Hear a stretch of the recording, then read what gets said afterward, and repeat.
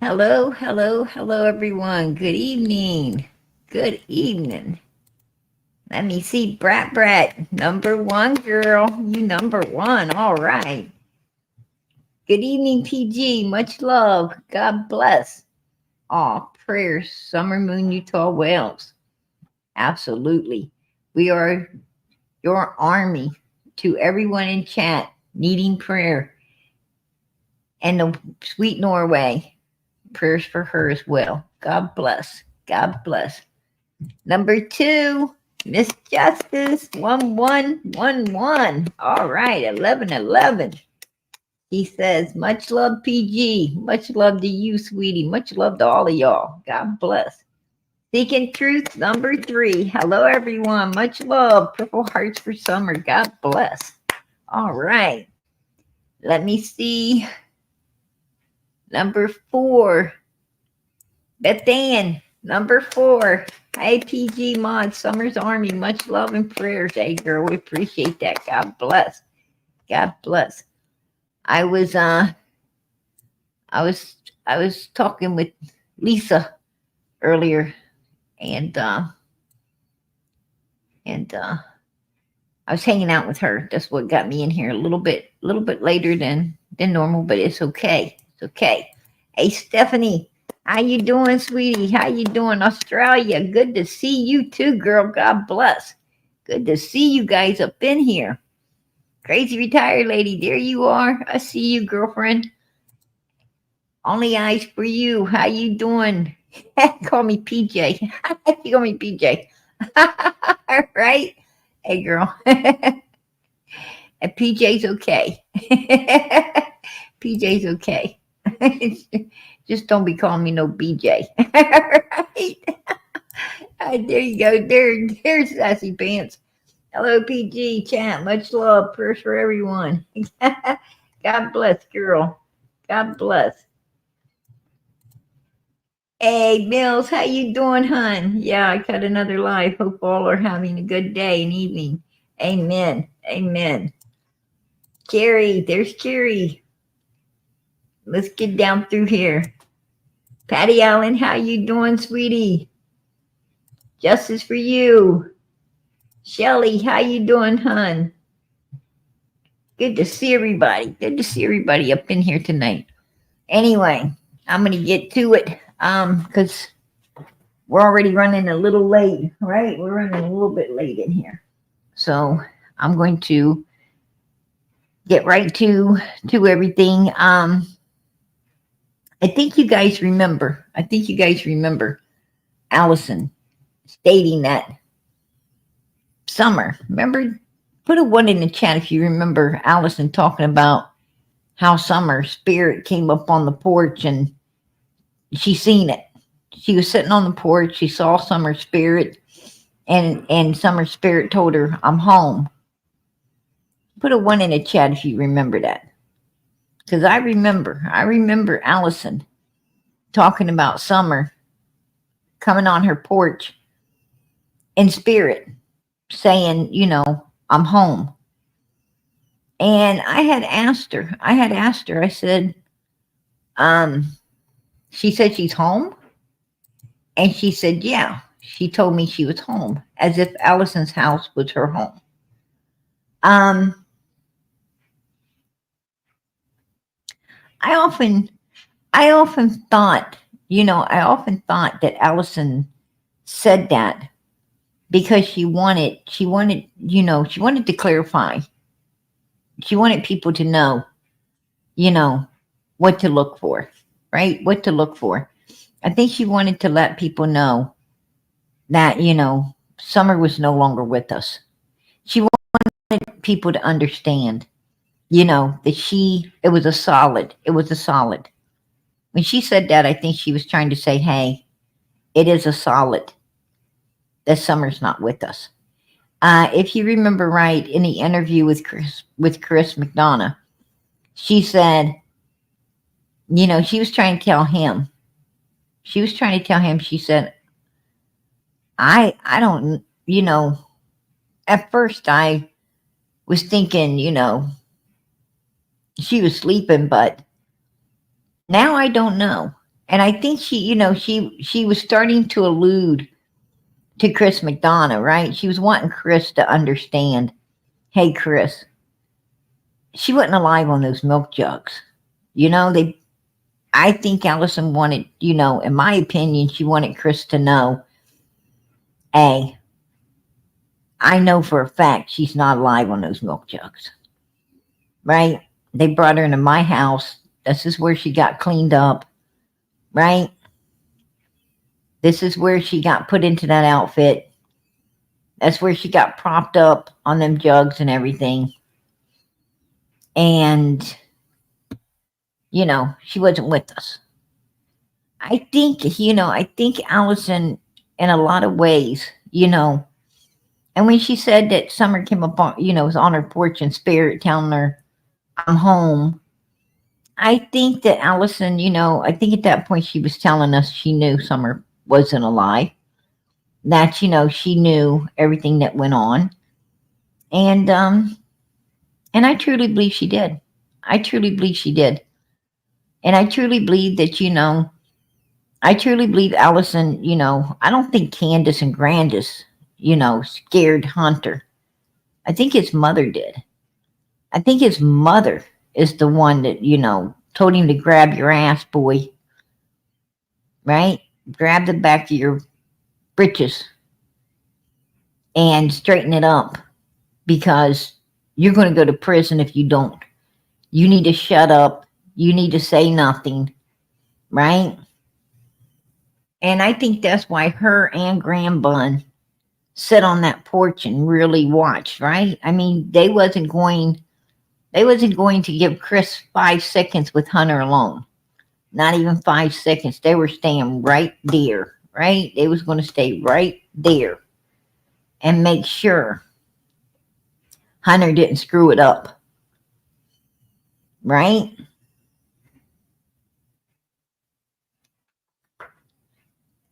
I'm going to tell you, Hunter has been told, keep your mouth shut, keep your mouth shut, keep your mouth shut. Now, when he was with Leslie, that's when he had the breakdown. At the time he was with Leslie is when Hunter had the breakdown. Talking about, what am I supposed to do? Am I supposed to just live with this the rest of my life, not tell nobody type, And I was like, oh, is he having a problem with his girlfriend? So I went to look, and no, him and his girlfriend, they were, they was hooked up. They were cool. There was no problems between him and his girl. No problems at all. Now, I know they had some problems, where the girlfriend was kind of dated up another guy there for a little second before getting back with Hunter, but there was no problem at the time. He had this big meltdown between him and his girl. They were doing good. And so, you had to say, well, what the hell's the meltdown about? Well, there's only one other thing he could really have a meltdown like that about, right? And especially when he says, what am I supposed to do? Not ever tell no one? Keep it all to myself? Because he's being forced to hold it in. He's being told by his mom. He's being told, in my opinion, by Andrew. He's being told by all of these people, keep your mouth shut, right? You will go to prison and you will be there for a long time. A 5-year-old child, you're going to be in there for a long time. So, he was being pressured.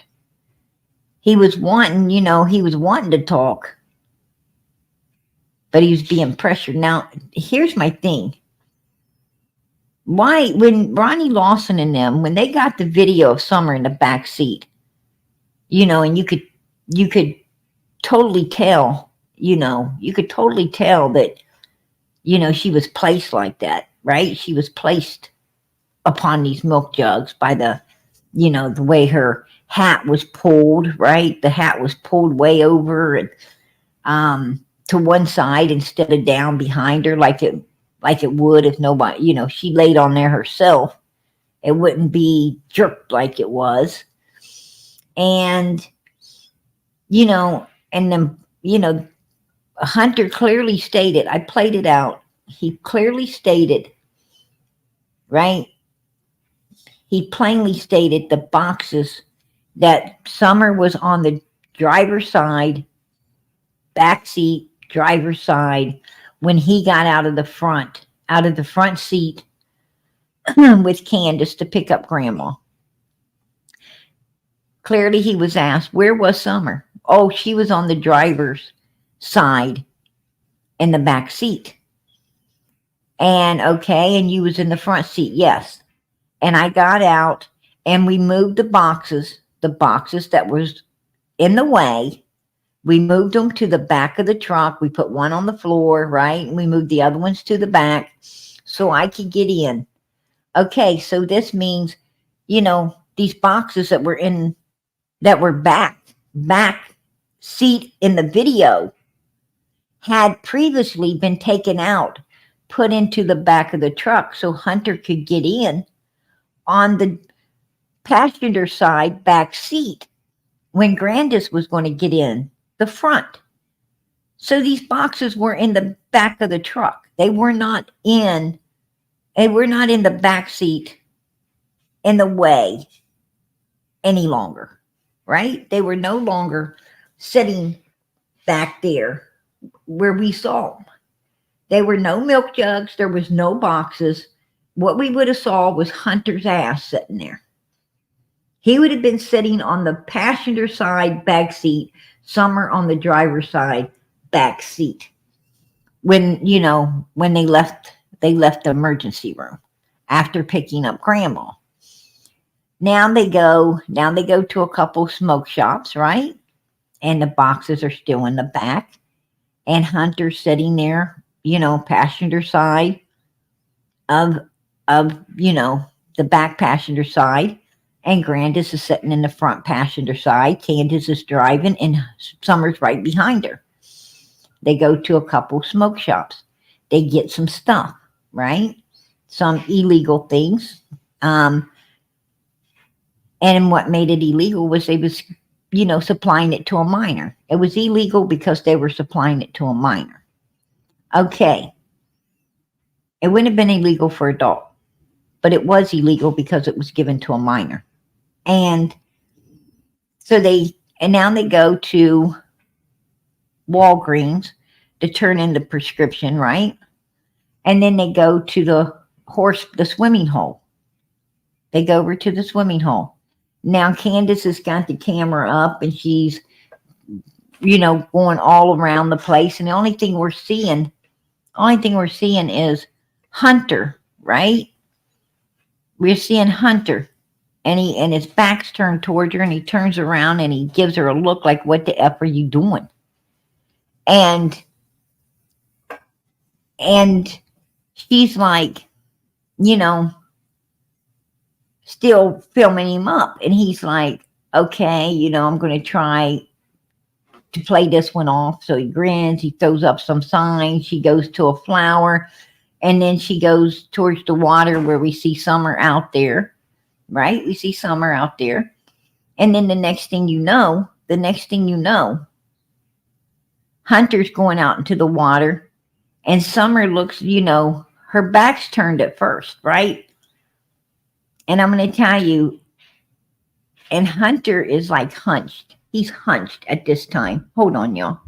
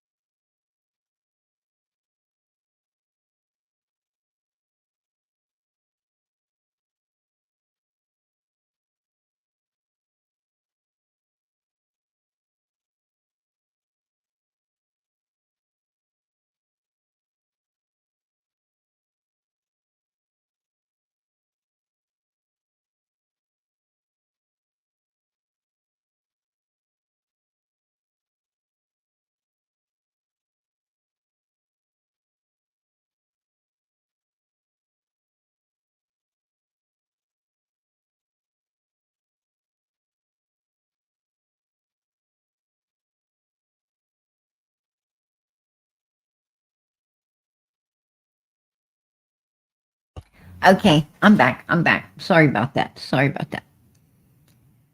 My daughter came in, and she always wants to tell her mother. She always wants to tell her mom, good night, and confirm confirm, whatever it is she needs confirmed um for the next day. If I say we're going somewhere, she is one of those, I just come to say good night. Oh, are we still going, such and such place tomorrow? And, she just, I guess so she can get, you know, some clothes laid out because she just loves to go places. But, yeah, that's, so anyway, I had to take care of that. You guys. And yes, we are going somewhere tomorrow. Absolutely. We're always going somewhere, right? We're always going somewhere, but yes. And, I got to let her know I love her too, and I do everything I got. And, so, sorry it interrupted you. But anyway, he goes out, right? He goes out into this water and he's hunched. And the next thing you know, you see Summer turn around, right? She's like, she sees him, then she turns completely around and starts like, backing up a little and kind of, it's as if she's a little bit of scared or afraid. And then he starts, heading that direction, and camera goes off, right? We don't see anything else. The next thing we're seeing is, about 2 to 2.5 hours later. 2 to 2.5 hours later, what we're seeing is this baby on the back of some milk jugs, right? We're seeing this baby on the back of some milk jugs.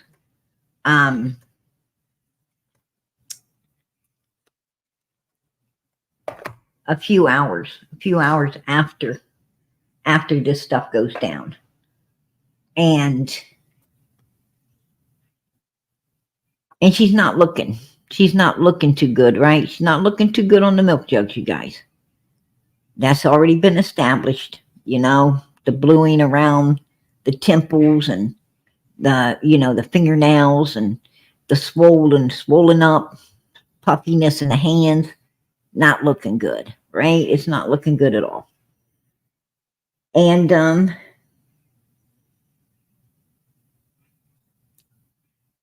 when they leave the swimming hole, right? They leave the swimming hole, which is about 12:30, right? About 12:30. They're heading, between 12:30 and 1 o'clock, they're heading back over to the pharmacy. They're heading back over to the pharmacy around between 12:30 and 1 o'clock. And Grandis can't get, she can't get the medicine she thought she could get. She's throwing up a stench about it. She's getting them to call the doctor's office, all this stuff. Then they go to Sonic's, right? They go to Sonic's. They get a bunch of slushies. I don't think Summer had no slushie. I don't think Summer was with us to drink a slushie. And that's why in the picture you saw no stains of any slushies. It's because she didn't have one. She didn't have any. And then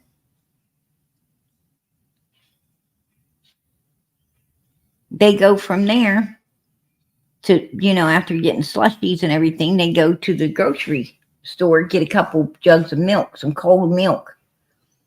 It'd be kind of weird if they bought bags of ice, right?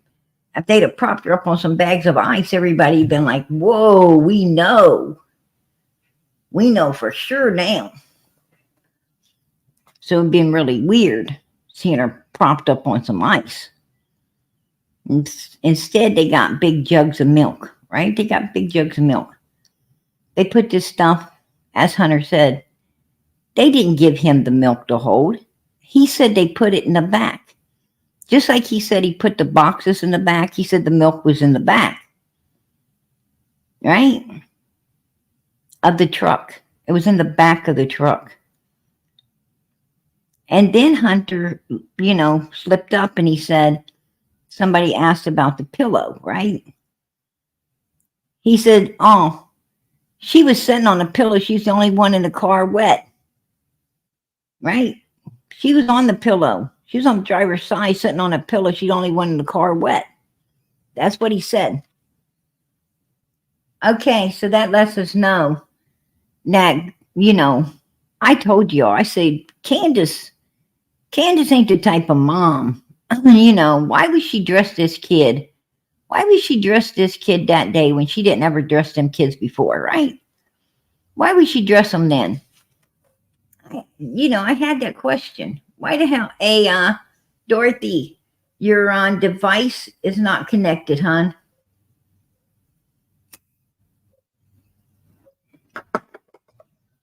Your device is not connected. I tried to come back in again. Go out and try to come back again. I just sent you the link. I just put the link in the chat. Sometimes, it'll do that. You have to go back out and then you have to come back in with StreamYard. But anyway, yeah. He made that comment that she's on that pillow next to the door, soaking wet. I knew that Candace ain't a good enough mom. I was like, why the hell would she dress this kid, dry her and dress her all up? Right? Dry her and dress her all up. I mean, they wasn't taking her in nowhere. They weren't, it ain't like they were taking her inside of Walgreens. They wasn't taking her inside of somewhere to get a kid's meal or anything. They wasn't. It still says device not connected, hon. They weren't taking her to do anything, right? They wasn't taking her inside to do anything. They didn't even take her into the grocery store, right? They don't take her in nowhere. They didn't take her into smoke shops. They didn't take her anywhere.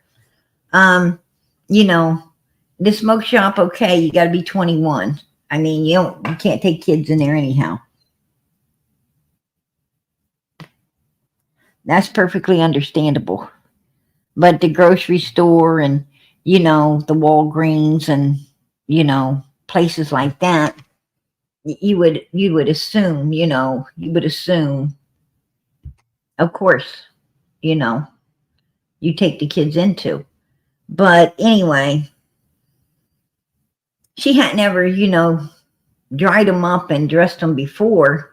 Why would she do this that day? That was, that's kind of like Don Wells, right? Firing his coworker the day before, right? Firing his coworker the day before and driving a different vehicle, firing his coworker to blame everything on, and did on the 15th. Well, this worthless ass mother that didn't ever dry her kid up or anything before, just threw a towel around it and let us sit in the seat and shiver. All of a sudden going to dry it up and dress in a brand new school outfit. That's suspicious. But Hunter said no. No. Hunter said that the old lazy ass didn't even dry her up that day. Didn't dry her up that day.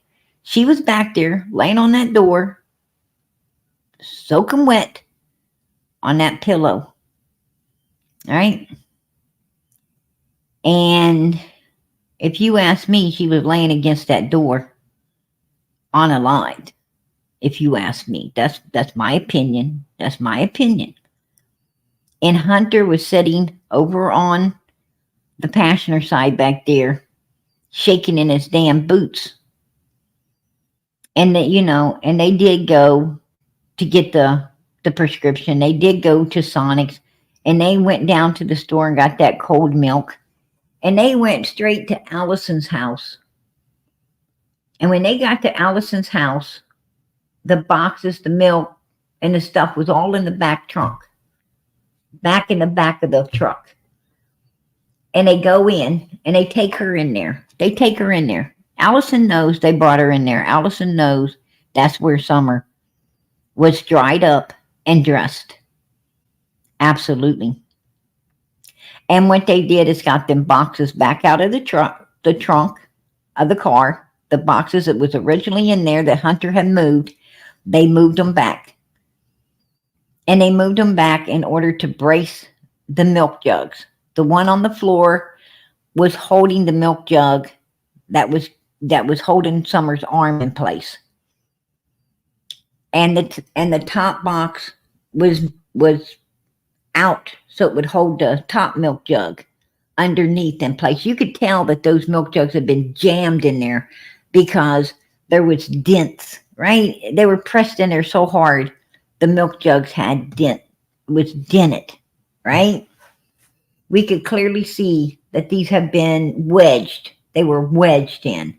The bottom one was wedged in, the top one was wedged in. Summer was placed in there, her arm behind the bottom one to hold it in place. And what they did is they used her hood of her jacket. They lifted her up because she's pretty heavy, and you got very heavy people, right? What I'm saying is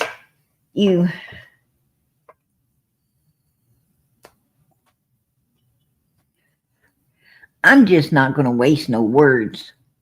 They wasn't one of them. There was not one person there, right?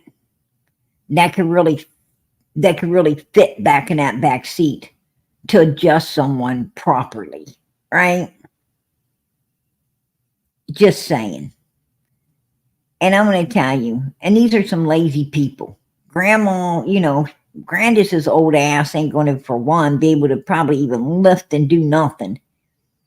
And remember, she's got a busted up knee. And then Candace's big lazy ass, I'm going to tell you, that tank, she don't lift a finger to do shit, right? She don't do nothing. She just walks around like, I don't even know, right? I don't even know.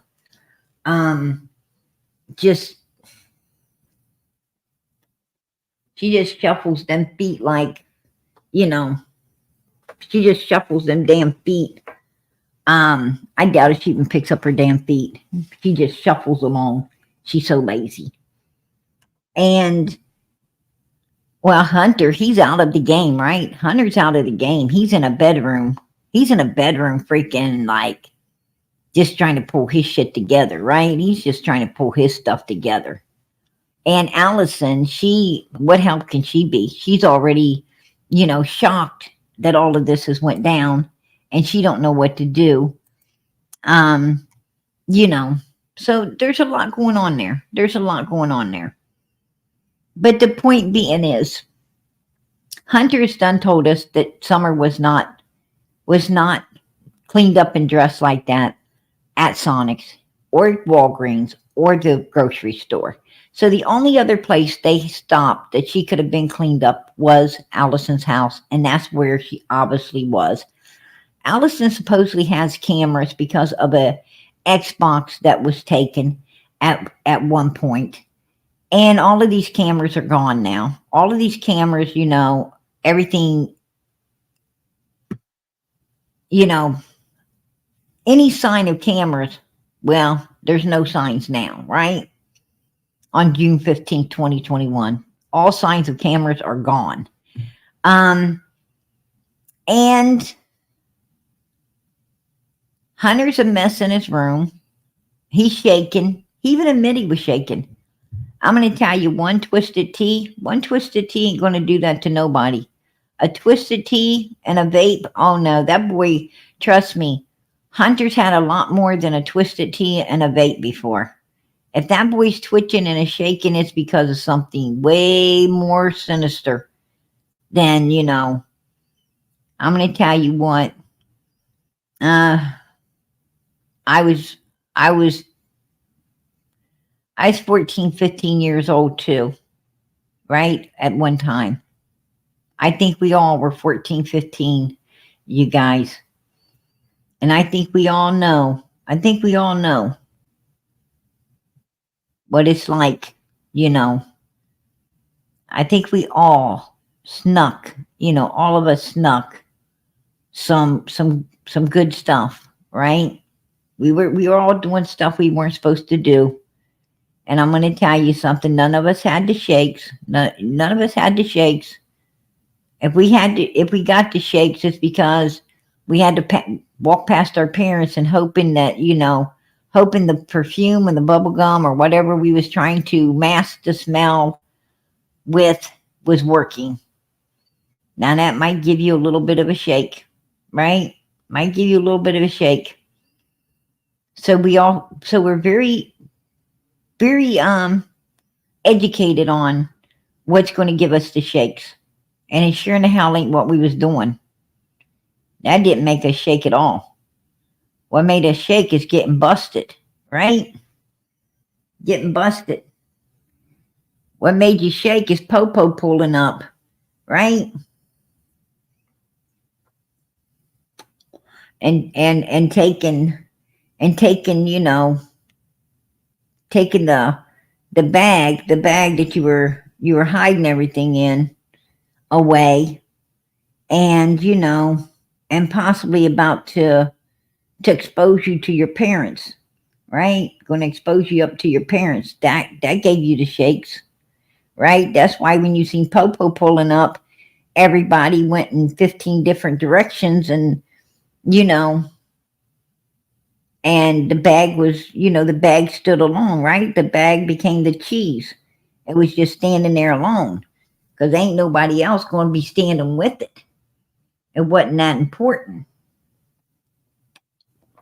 So, that's when you get some shakes. You're shaking then, right? You're shaking then. So, that's how life is. That's the way it is, you guys. And Hunter was shaking. He wasn't out there. He wasn't out there moving no boxes back. That was Grandis and Candace. He wasn't out there propping that milk in there. That was Grandis and Candace, right? They were the ones propping Summer up, right? To take her on home and figure out what they're going to do, which I think that was already set in motion as well. I really believe that they already knew what they was going to do. I don't think Allison knew what they was going to do. I don't really think Hunter knew what they was going to do. But I do think that Grandis and Candace knew what they was going to do. What they did is they split this stuff all up in parts, right? What they did is Don says, I'm going to go to work. I'm going to drive. I'm going to have solid alibis. I'm going to fire my coworker. I'm going to have solid alibis, and we're going to blame it on him. Candace says, okay, well, what we'll do is we'll have one person do this, and we'll have somebody else do that, right? And they'll split it up amongst these people, and that way they've got others involved to keep their mouth shut, and it's basically ends up being a scattered mess, right? It's a scattered mess, and scattered messes are hard to link together and get resolved. And we have to remember that Summer's case was a scattered mess before any of this even happened, right? Her case was a scattered mess because Don and Candace had her dancing around for sale barrels, right? And they were taking her off. They was taking her somewhere. Looked like she had been sedated, the way Jody Sue said, and said who was applying it. The sedation, not just for Summer, but other little girls. And we know there was other little girls over there, right? We know there was quite a few other little girls hanging around. And, so it all makes sense. It all makes sense, but it was a scattered mess before that because of all this other stuff going on that led up to June 15th, right? When,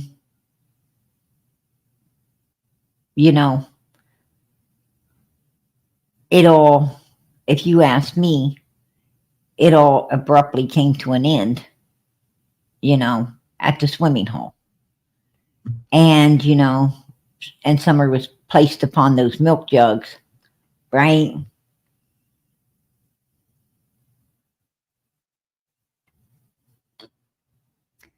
I thought that you're supposed to, Candace, the song says, lay me down on a bed of roses, not a fucking prop me up on a couple milk jugs, right?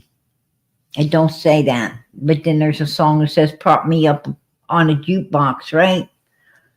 Prop me up on the jukebox. Not some milk jugs. I mean, you got it all. I don't think there's a song out there that says prop me up on some milk jugs.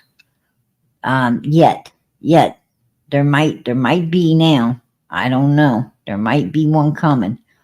But anyway, if there is, I don't think we really want to overly hear it. But anyway, that's what happened.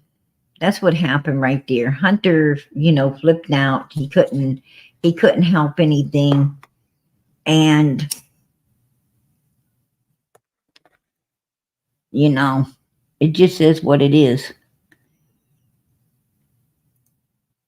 And we already know the boxes were, if Summer would have been living, if she'd have been living on the milk jugs, there would have been no need.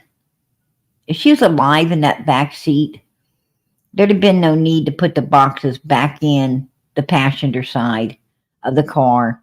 There'd have been no need to get the milk jugs out of the trunk and stuff them in there to layer on, right? Something cold to try to slow down the process of everything.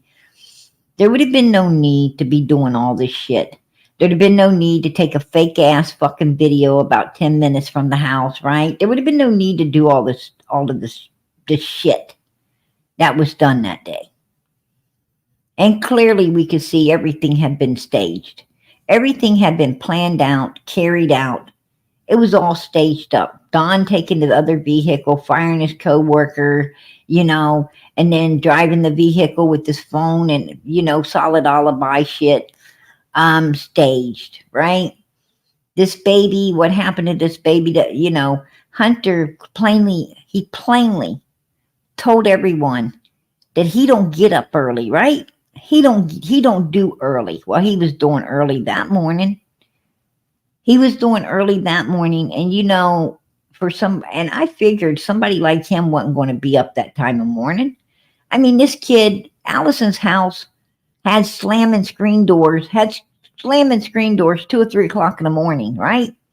It had mother freaking lights on, people sitting on the front porch slamming screen doors 2 or 3 o'clock in the damn morning. This boy ain't going to have his ass. I mean, this is a, this boy's a punk that wants to be a thug. Just saying, because that's the truth. That's the truth. That ain't my opinion. That's the truth. This kid wants to be some kind of thug, and he's running till 2 or 3 in the morning too. And his ass ain't going to be up at no freaking 9:30, 10 o'clock waiting for, just being boring around the house. There's no way in hell he's going to be up. The only way that boy's going to be up at that time of morning is if he has an appointment with someone and has to get up, right? Or his ass is sick and couldn't have no choice but to be up. And he wasn't sick. So he had an appointment, and he had an appointment with Candace. That shit, I think, was already planned up. And that's why when he turned around, she had the video on him. His back was turned, and she turned that video on him. When he turned around, that's why he gave her that look. What the hell are you doing? Right? Then he tried to play it off. And as you seen, the video went off as he went into the water. Like I said, this is pretty cut and dry, you guys. Pretty cut and dry, if you ask me. And even Ronnie Lawson said, "Hey, if you want to tell the creator something, ask him this. Ask him to ask the Wells why. Why? Ask Candace. And Grandis, why did you wait 4.5 hours to call law enforcement? Why would you wait 4.5 hours? Right? He said 4.5 hours.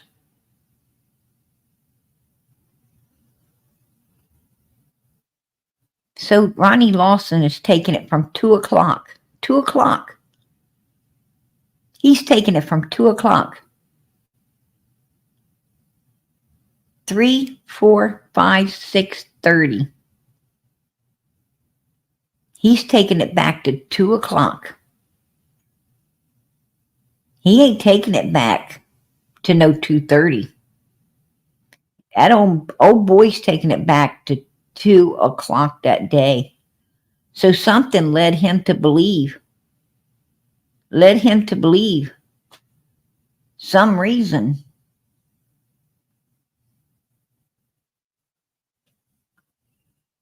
It led him to believe. There had to be some time frame that he looked at that was around 2 o'clock. Somewhere, somehow, some way. Because that's what he put the money on, was 2 o'clock.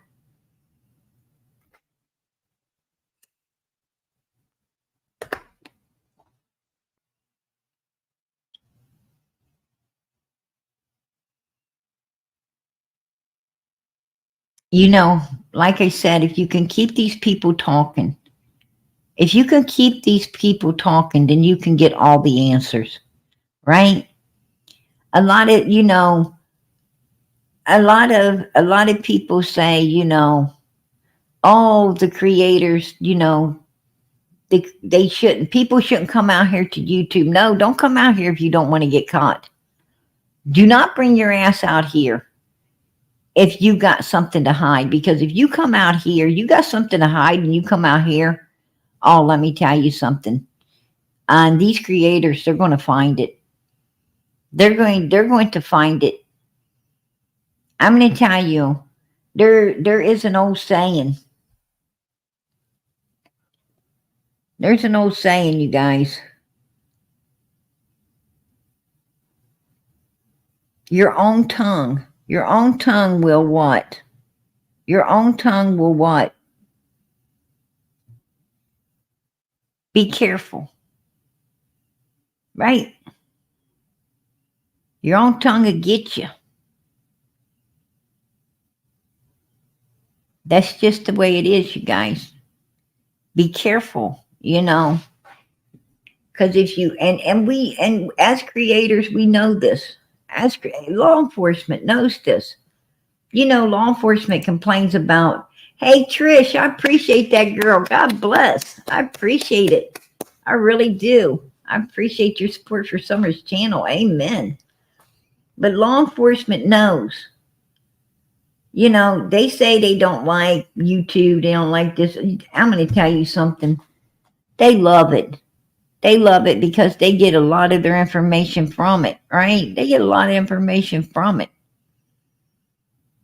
They hope these people, they say, we hope you don't go out there, because they hope, law enforcement feels that people just like to do what you tell them not to, right? They just like to do what you tell them not to. So law enforcement, of course, tells them don't come out here, because then they know they'll want to. And they did. And when they did, hey, Molly, I appreciate that, hon. I appreciate it. Carrie, I appreciate it. God bless.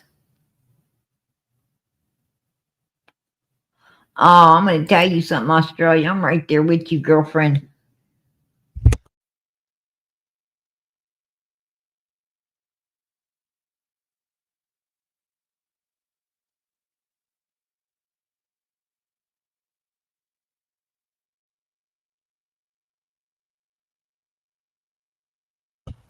Man, I wish this cold. I got a cold.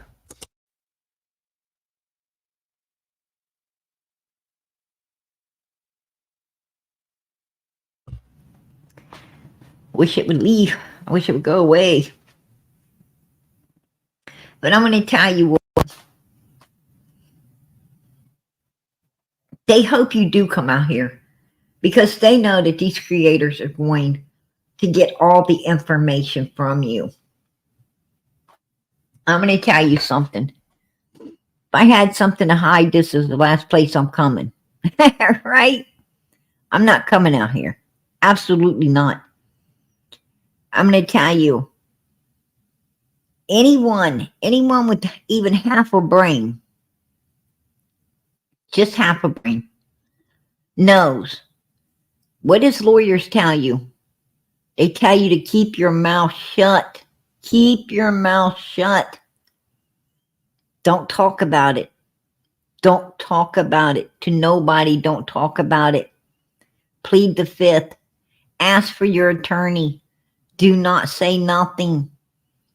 I'm going to tell you, once you open your trap, lawyers can't help you anymore.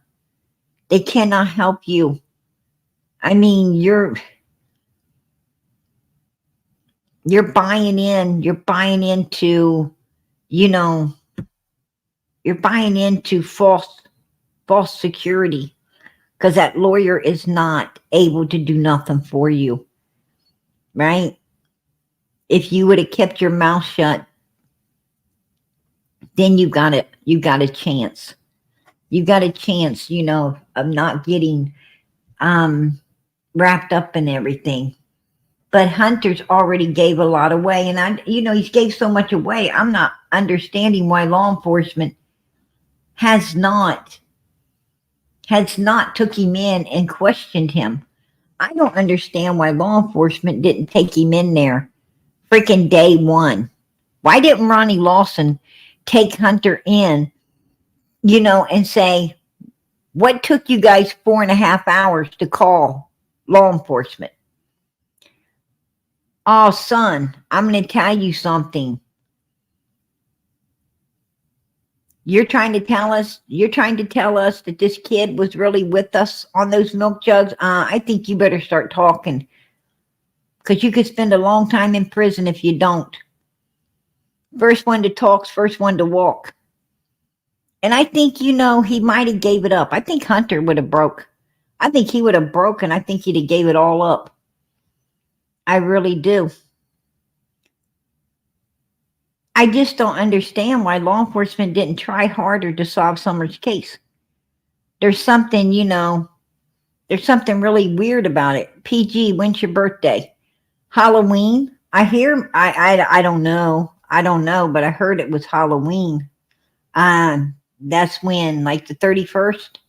Halloween the 31st? I think it's like, I don't celebrate Halloween, so I don't know. Ain't it like the 31st? So I guess that's PG's birthday, right? We're going to do the monster dance, right? We're going to all do the monster dance. The monster dance, right?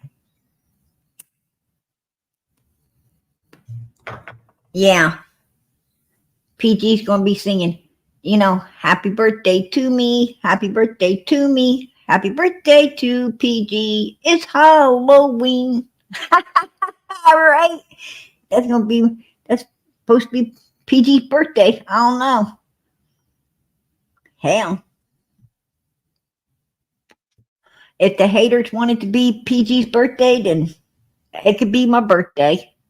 It's my birthday. Crap, I want to.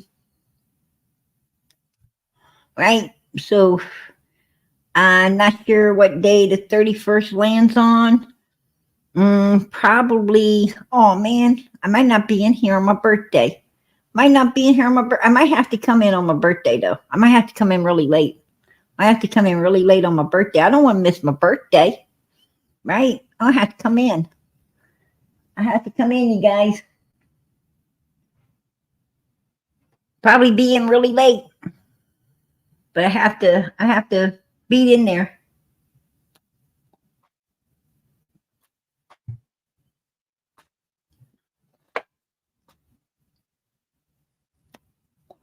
PG, I had a great birthday Friday, 25th. Hey, girl, Tiger Mama, I tell you what, happy birthday. Happy birthday. God bless. I'm glad to hear it was so good. Absolutely. There you go. Yeah, a lot of people saying happy birthday to you, girl. Absolutely. Yeah, Thursday's Halloween. That's my birthday. That's my birthday, you guys. I'm gonna try to show up. I'm gonna try to show up so we have a party. We can all do the Munster dance, right?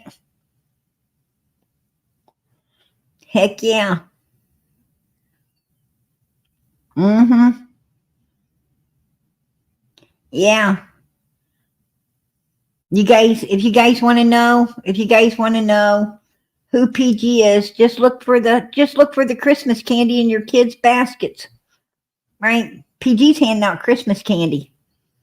I ain't gonna be handing out Halloween candy. I hand out Christmas candy. So if you see Christmas candy in there, you know, make sure you check, make sure you look down in the bucket. I know you guys live all over the world, but a whole lot live right here in America, so when your kid goes up and says trick or treat, or your grandkid or great grandkid, when they come back, look down in there. What did that house give you? They got Christmas candy? That's probably PG. All right. There you go. I got busted. Hey, Shelly, I appreciate that, girl. I really do. Amen. Super sticker. Oh my goodness, Sharon. Sharon give me super chat too. All right. I appreciate that. God bless. God bless. I so appreciate it, you guys. You don't know how much, but PG appreciates it. Amen. PG will be 83. Oh, hell no, girl. What? Honey, 83? That's a spring chicken, baby. That's a spring chicken. I ain't no spring chicken. But it's nice of you. Really nice of you, Sassy Pants, for giving me such a young age, baby. You're a sweetheart. You tried to touch PG's heart, girl. 83? Shoot. Girl, at 83, I was just getting started. I was just getting started at 83. What the hell? Girl. Try 183.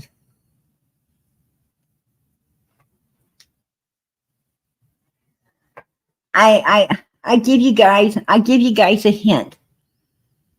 My birthday is on the 31st of October, which is Halloween. That's my birthday. And I'm super, super, super old, like, straight. I just came off the ark, right? I got off the ark, and it took me a long time. It took me a long time to get, it took me a long time to walk to where I am today. It took years. It took me years to get where I live now compared to where the ark's at, right? Where the ark is. And it took a long time to dig my way out, right? I had to dig my way out because the ark was covered over. I had to dig my way out of that. I had to slip slide, through all that ice and snows and, all this stuff. Man, it took me years to get where I'm at right now. A lot of years, right? So I'm super old. I'm super old. Birthday's on Halloween. And guess what? I'm white. I'm not only old, but I'm white. All right. you got to be old, and you got to be white, and you got to be born on Halloween if you're going to be PG. Right? And it's according to the haters. According to the haters. So, I was so happy to learn all this stuff about me because I didn't know. I didn't know, you guys. I was so, I'm going to tell you, sometimes the haters are real nice, right? They let me know a whole lot about myself. Shit, I didn't even know. I'm glad they did. Right. Oh, God.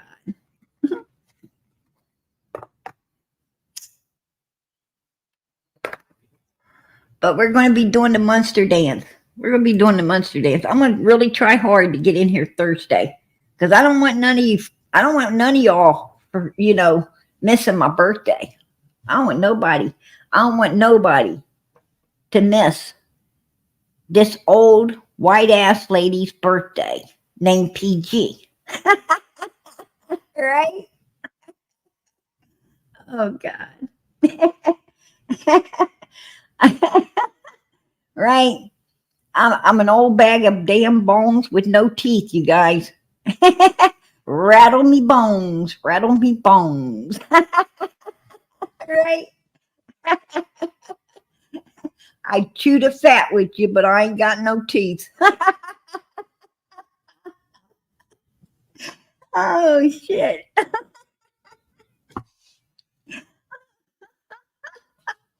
Oh God. PG, we love and adore you. Everything you do. Hey girl. I love and adore you guys too, girl. I'm gonna tell you something. I appreciate that. I appreciate the support for Summer's channel, Australia. God bless. Hey, Seeking Truth. God bless. Super sticker. All right. I appreciate that. Absolutely. I really do. You guys are so kind tonight. God bless. Oh shit. But yeah, we're gonna be in here. We're gonna be in here. We're gonna do the monster dance, you guys. And I'm gonna rattle me bones, right? Me old bag of bones.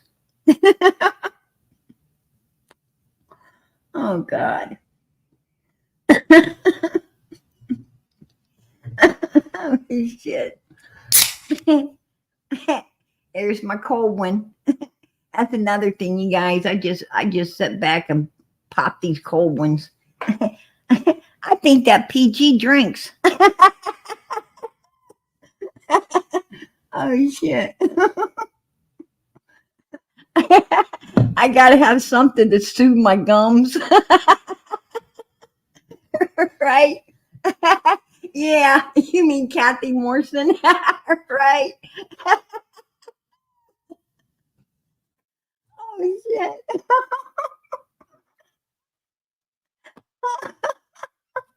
Oh yeah. Oh shit. Kathy Morrison, Dusty Butt Margaret, Martha. Oh shit. Oh God. Oh Lord, have mercy. Listen, you guys. I can't get to laughing because we need to be serious tonight, right? You gotta be serious. Oh, shit. Oh God.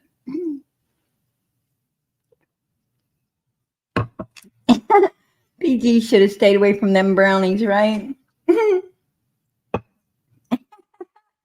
Oh God, have mercy.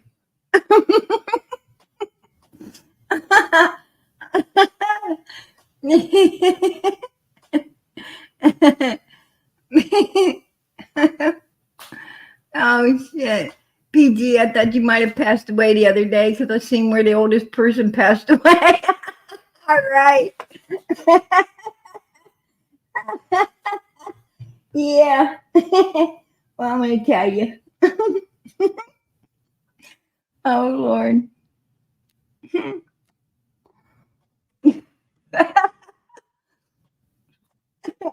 I'm gonna tell you, old spirits like me don't pass away. Right? Old spirits like me don't pass away. They just haunt one place or another. And use people and use the people's computers when they're not home.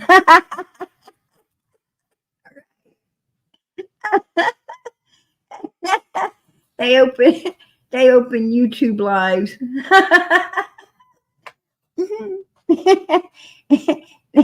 And hang out with the living for a while. Right? Be careful. you might you might see me walking on the highway. You want to see you want to see PG, pull over and pick me up. Right? I'll be the one. I'll be the one wearing the long white dress. Right?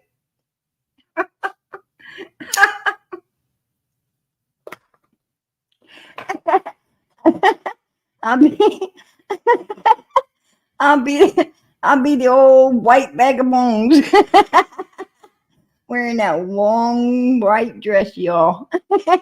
Just pull over and pick me up.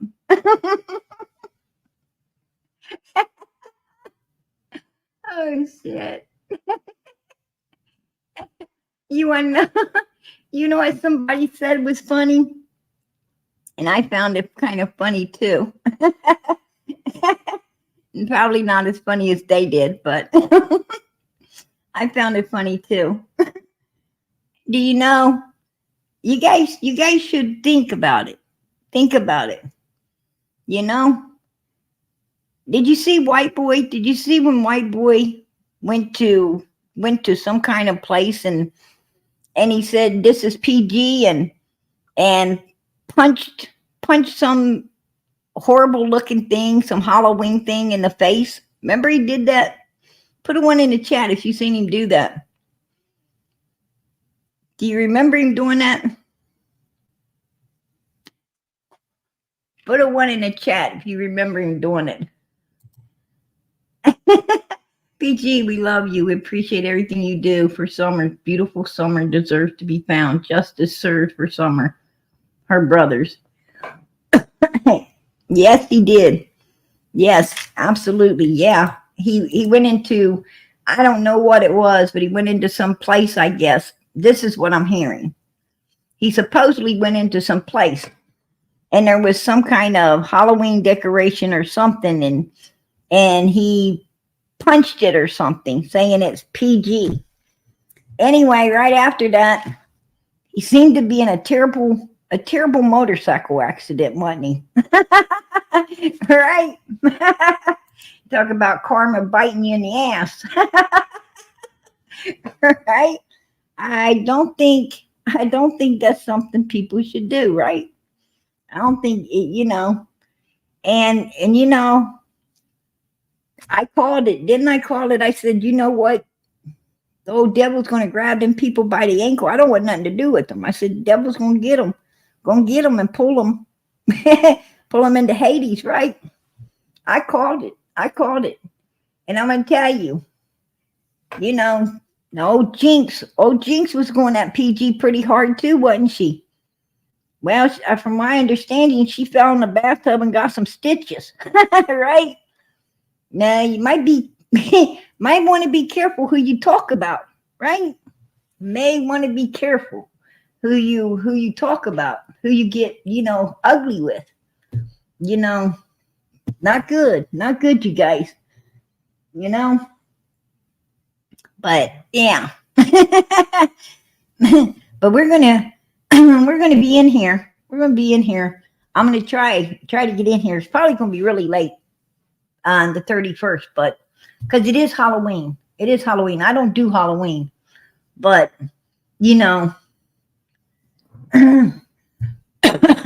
I probably, you got to give the kids candy, right? You got to give the kids candy. All these kids look forward to getting that candy. And I don't think, I guess there's nothing wrong with giving some kids candy. I mean, they don't know nothing about, kids don't know nothing about, evilness and stuff. They just think Halloween's a made up time, a little thing for children. And once upon a time, that's what it really was. Once upon a time, Halloween was just a made up day for kids, to have some fun, to have a little fun and get some free candy and pennies and things like that, right? They used to have, I guess back in history, they used to have what they called penny night, right? Where they go out and people give the kids pennies and you collect a bag of pennies. And then the following night, I guess you went out and they gave you, homemade treats, like, the people, because back then you didn't go to the store and buy a bag of candy. So the kids would go house to house and people give them an apple or an orange and, or they wrap up a brownie, right? Wrap up little brownies and hand out stuff like that. Homemade treats. And, it was really safe. And it was a lot of fun. And it was just, something made up for children, somebody thought up and made up for children to do. But they turn it into something really evil now, right? It's turned into something really evil and unsafe and unsafe. So, I don't participate in Halloween. I don't let my kids participate in, Halloween. What we do is we start decorating for Christmas. We put up the Christmas tree and start Christmas. We start Christmas not at Thanksgiving, but at Halloween. Because we get ready for the Lord's birthday. We ain't celebrating, nothing evil. But yeah. But I hear it's my birthday, so why not have a party, right? Why not have a party?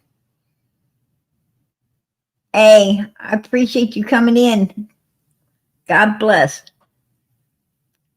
But yeah. Anyway, I'm going to try to get serious, you guys. I'm going to try to get back to normal. But anyway, I think Allison, when she said that, she saw Summer's spirit on her porch and it talked to her, telling her, she's home. I think that's Allison's way of letting us know you're not looking for a live child. Allison tried to tell Chris M, I don't think Summer was, alive on those milk jugs. And, but then Chris reminded her, your son was in that car. And then she's like, whoa, yeah, she's alive. Allison started to realize, Chris is an ex-cop. And all of a sudden, Chris went to implicate her son into it. And that woke her up. She's like, oh, damn, yeah, this is, if I tell, it's going to implicate my son, and, I think I would have handled that differently. I think I wouldn't have brought up Hunter. If I would have been Chris, I wouldn't have brought up Hunter. I just said, oh, really? So you think that, she was not alive on those milk jugs? I've often thought that too. And I would have let her went on, right? I wouldn't even have implicated Hunter any way, form, or how, because I know that's going to shut her down. And that's where he made his mistake. He may have got a lot more out of her had he not brought her son into it. And, so if there was a chance of her telling, it wasn't going to be now, right? It wasn't going to be now, because that, you could just watch her shut down, right? You could just watch her shut down on him. And, maybe that's the reaction he was looking for. Maybe that's what he wanted, right? Maybe that's what he was looking for, what he wanted. I don't know. But she was pretty adamant that Summer wasn't alive on those milk jugs until he mentioned Hunter. That might have been his strategy. All of us have different strategies. Every creator has their own unique, weird way of trying to get the answers, right? All of us use different techniques. All of us are looking for different, clues, different, all of us have them in mind what, what we're seeking, the answers to what we're seeking. So, and that's the path, the path we're on. And we all have our different ways of going about trying to trip the people up to get to get the information needed for the victims. And Maybe that was Chris's strategy right there. I don't know. I don't know, you guys. You know, he might have a different technique, but I did take note as soon as, and I knew she was going to shut down the minute he mentioned Hunter. I was like, oh shit, you know, and it all changed. She turned the table back to, Summer's alive, no doubt in her mind, and all of these things when, and that told me also that she would, that also told me she would cover for her son. No matter how sinister, how dirty his deeds were, she'd cover for him. She'd cover for him. Well, I always heard what goes around comes around, right?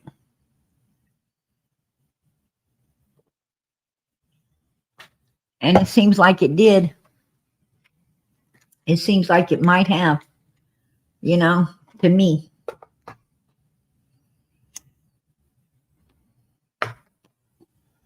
I seriously, I truly believe, you guys, that I truly believe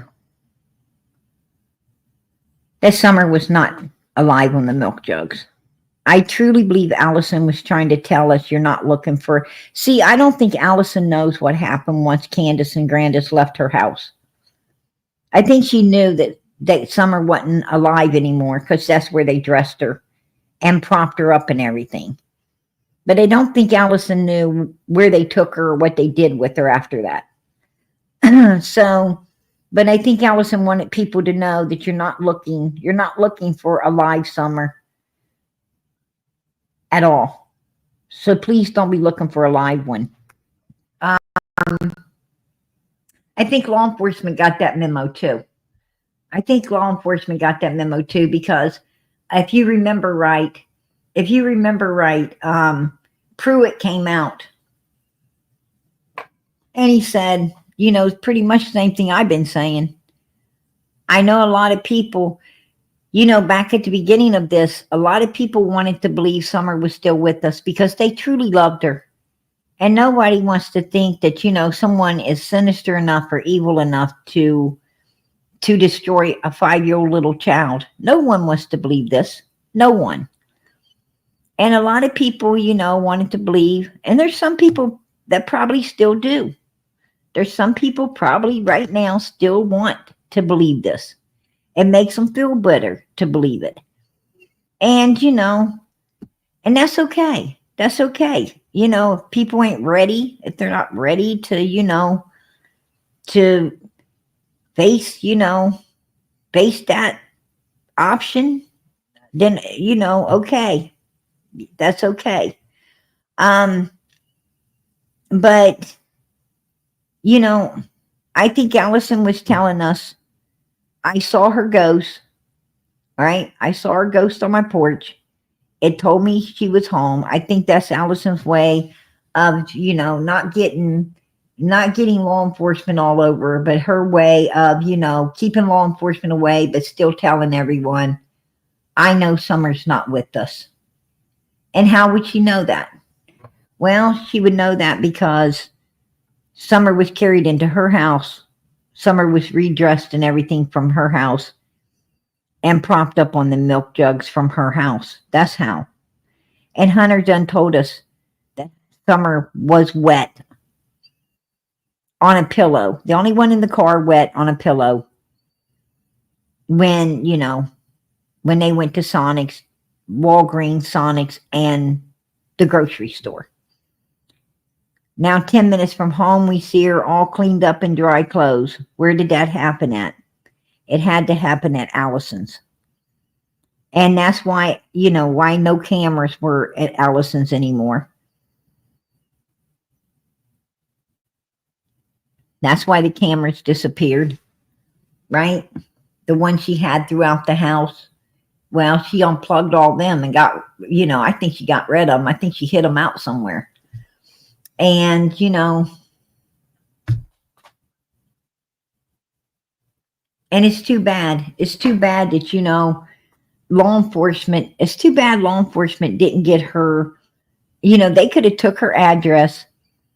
They could have found out what cable company she was hooked up to by the pole, what she was hooked up to. They could have found out what her IP address was, and they could have found out if there was any type of cameras attached to that IP address.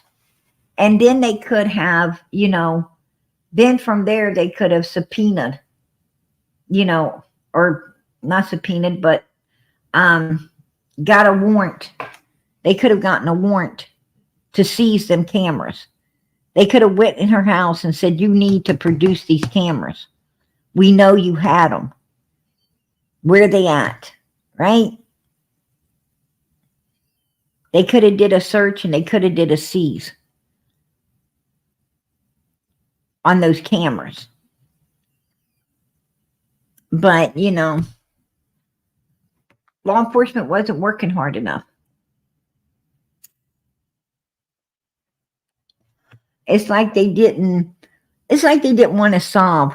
It's like they didn't want to solve Summer's case. I don't know why. Exactly. Well, she's not going to go to jail, the jab, because she's no longer with us, right? And I'm going to tell you,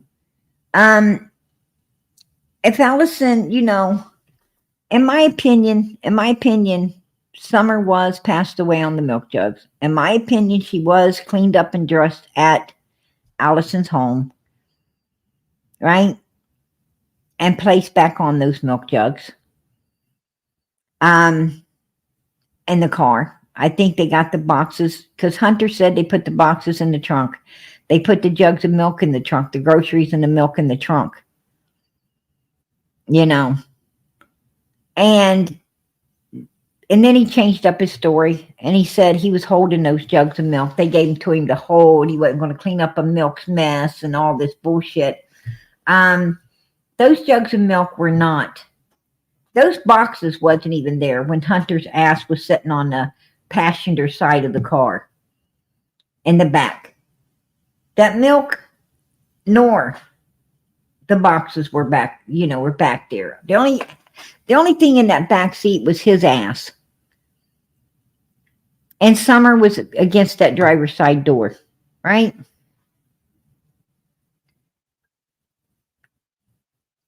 And when they got home and he got out the passenger side door, because Summer was laying on a damn wet pillow. Summer was wet on a wet pillow laying at that door.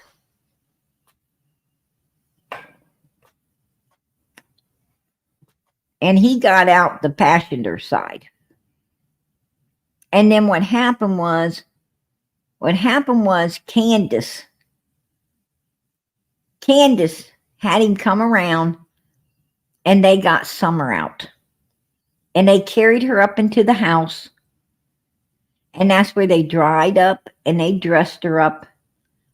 And while they was drying and dressing her inside, Candace went out, put those boxes back in there, propped that milk up, and then took her back out and propped her upon that. It was all stagery. That's my opinion. And Allison was trying to tell us, she tried to tell Chris, she tried to tell us with her little ghost story. She tried to tell us in so many ways that Summer is not with us any longer. Oh yeah, Kathy, the friend did. Exactly, Molly. She did. She said she was going to give that box to police, and she lied. Absolutely lied about it. That's what she did. She didn't give that nothing to the police. Right. She didn't even reach out to them. No, she didn't. I checked on that. I personally checked on that. You know, it's pretty sad. It's pretty sad that YouTubers care more about these missing kids than the parents. It's sad that the army, the big army for these missing kids, which is the chat, which is all the chats out here in the Utah, the true crime community, it is, it's sad that what we call Summer's Army, which is all the people in the chat, all the people who care about these missing children, to be a voice for the voiceless. It's sad that they care more about these missing children than the parents and the people these parents socialize and fraternize themselves with, right? I mean, there was a lot of people around Summer that could have helped her. They didn't. They didn't. A lot of people around Sebastian could have helped him. They didn't. A lot of people around Michael Vaughn, right? A lot of people around Michael Vaughn, like the lady he knocked on the door. Can I play with your kids? Honey, you're 5 years old. Do you know did your parents know that you're standing here on my porch? Does your mommy and daddy know you're here? I don't think they do. You're 5 years old. I'm going to take you home.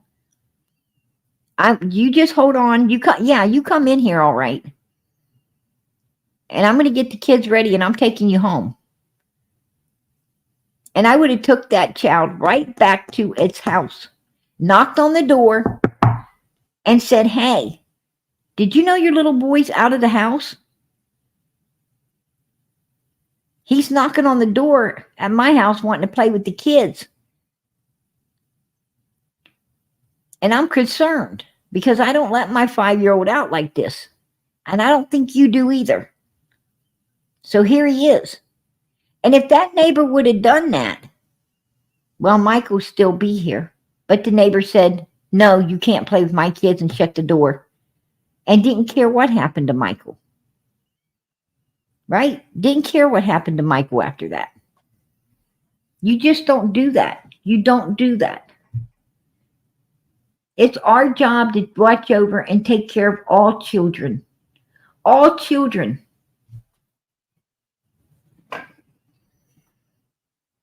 I wouldn't want someone to slam the door on my 5-year-old and not see it get home. And I won't slam the door on somebody else's. I will make sure that their child gets home.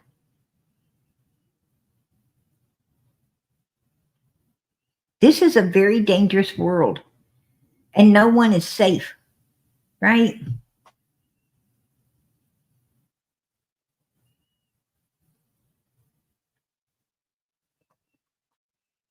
I'm going to tell you, I think if one of my kids came up missing, I would look for it. I would first look for it. I mean, I don't think I'm going to be on the phone with 911, like straight up call 911, because, usually the child is somewhere around the vicinity, and you find it. And I don't want to waste law enforcement's time, right? So, of course, I'm going to look for it first, and I'm going to hope and pray I find it. But if I looked and I can't find it, after 5-10 minutes of looking and I can't find it, well, yes, of course, I'm going to be calling, I'm going to be calling 911. That's just common sense. And, that's what I found really weird about Summer's case, too, because instead of Candace calling 911, right, when Summer supposedly came up missing around 6 o'clock, according to Candace, around 6 o'clock, and Summer didn't come up missing, you guys. Summer did not come up missing. I got to say my opinion, because, it hasn't been proven yet, completely proven. But I'm going to tell you something. We all freaking know. We all freaking know the truth. And I'm going to tell you something. No way in hell did this child come up missing. No way in hell did that happen. And I'll tell you why it didn't happen. Because Candace and Dom Wells Supposedly, Summer didn't even come up missing until around 6 o'clock because she called Don at 6:08, right? At 6:08, 6:09, Don gets a phone call. Summer supposedly, he was waiting for that. She's supposedly missing. He wasn't surprised when that phone call came in. He knew it was coming. But here's the thing.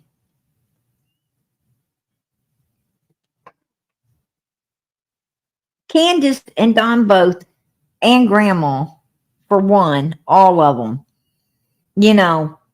made a mistake by saying, when the boys were out there looking, we was hoping nobody'd take one of them as well.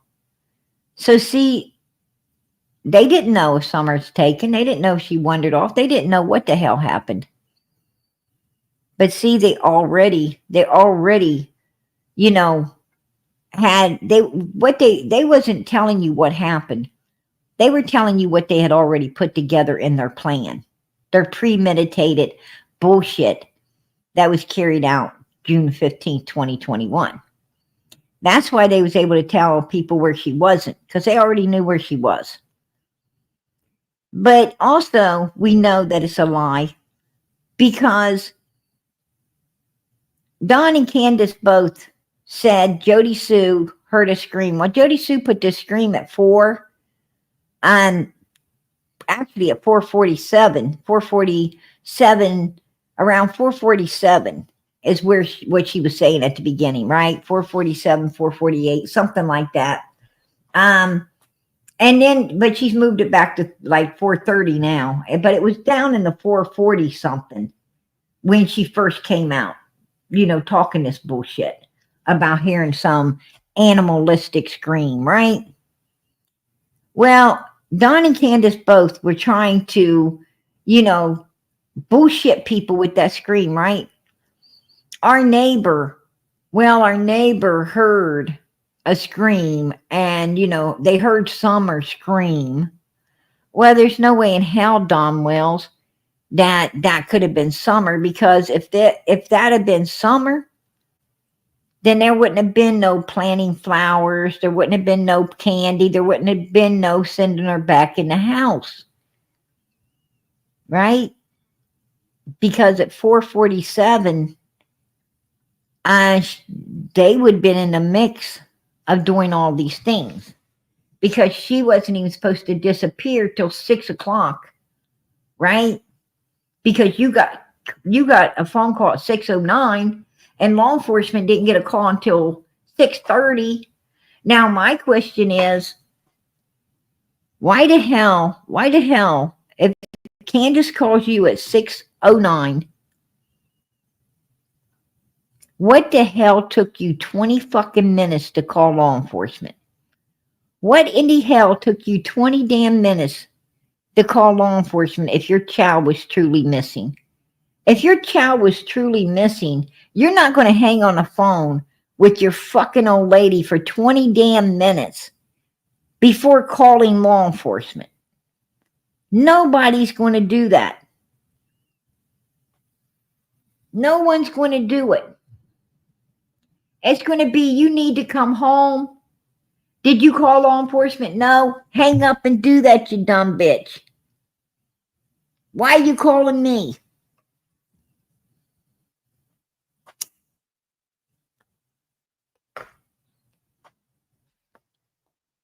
Right? So we know that it's nothing but pure bullshit where Candace and Don Wells is concerned in Summer's case. It's all bullshit. It's all fabricated bullshit. And Allison, she was telling every way she could that Summer's not with us. Why? Because she knew this. She knew this because it was her home where that baby got changed. The pillow got thrown on the floor. The wet pillow got thrown on the floor. And Summer got cleaned up. The pillow got thrown on the floor. Boxes got put back in the car. Milk jugs got piled up and back in the car. And Summer got laid upon them. in order to go to the next destination, the next part of the plan to be carried out, right? The next part of the plan to be carried out after the first part had been completed. And that's what it was. That's what it was. I'm going to tell you something. Grandis didn't need to go to no emergency room that morning. They had to have a reason to be in. They had to have a reason to be inside of Kingsport picking up Hunter. Grandma was an excuse to be there. She was the excuse to be there to pick up Hunter and for everything to be carried out the way it was that day. That's what it was.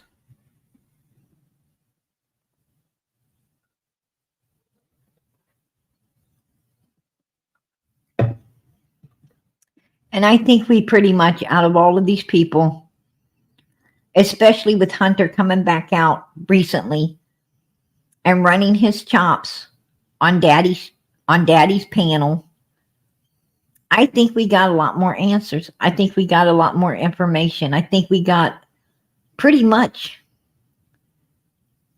solidly what happened to Summer, if you ask me. That's my opinion. But I think Hunter has already told us everything. What else do we need to know? What else we need to know? What did he not tell us? Because he told us it all. Right? And I don't know why law enforcement is not calling him in and demanding to talk with him. I don't know why they're not doing what needs to be done. I have no clue. And if they're not going to do nothing on Summer's case, if they're not going to, call these people in after all the shit they've said and all the information they gave and all the slip-ups they made, then why are they keeping Summer's case open? Why are they keeping Sebastian Rogers' case open? Why are they keeping this missing young adult girl's case open? I heard some shady shit going on in Tennessee, if you ask me. There's some real shady stuff going on. Because it sounds to me like they just got the cases open so they can keep control of it. It sounds to me like they're just keeping it open so nobody else can go in and solve it. That's what it's sounding like.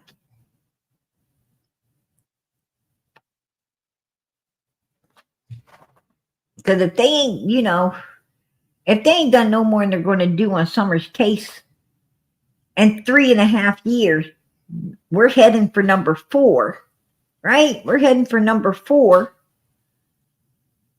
If they ain't done no more than this, then they should have, then her cases ran cold. It's a cold case. And they need to let the Cold Case Foundation pick it up. Right? If they can't solve Sebastian Rogers' case and they ain't got no more than they're getting, then it's cold. Let Cold Case pick it up. Why are they scared of Cold Case picking it up? What is Cold Case going to find out? What's in there they don't want people to see? Right? Something ain't right, you guys. It just something don't seem right. I don't know.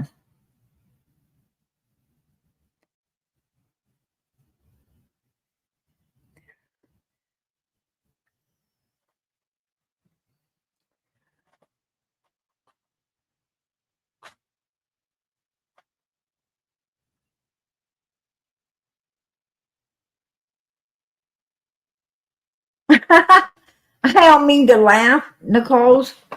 I don't mean to laugh, but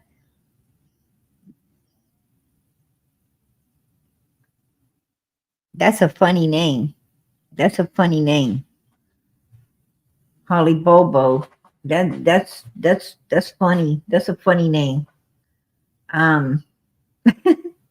I know I haven't watched that documentary, but I'm going to now. Right, I'm going to now. That is definitely a funny name. I'm sorry. It's one I won't forget. Right? That's one I won't forget.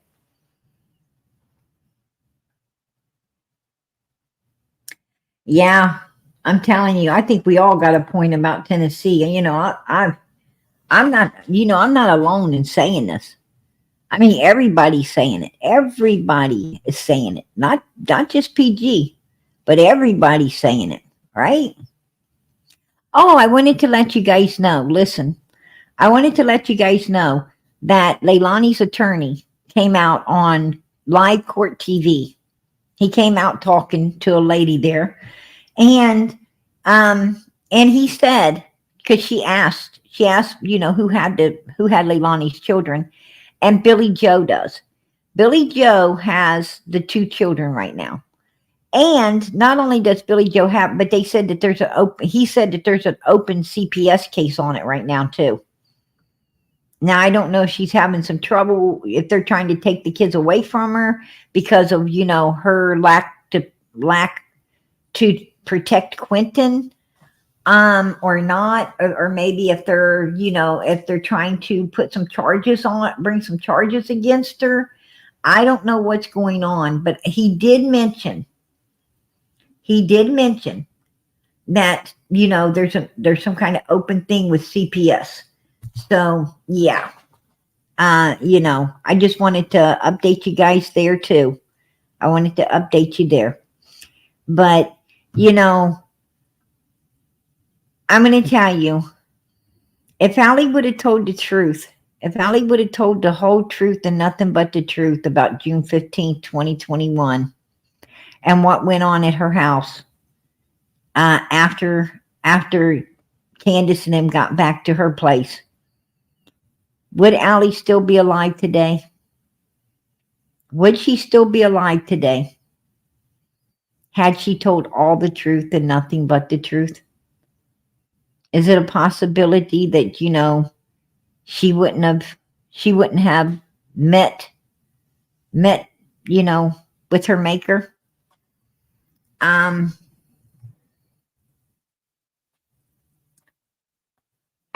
if she'd have told the truth and nothing but the truth, would Leslie still be here? Would her friend still be here? Would Leslie and Allie still be here? Had they told the truth, nothing but the truth? In my opinion, yes. In my opinion, I think two women would still be here. Couldn't have helped. Couldn't have, I don't think we could have brought Summer back. But I'm going to tell you what, I think that it could have saved a couple ladies. I really do. I find it funny that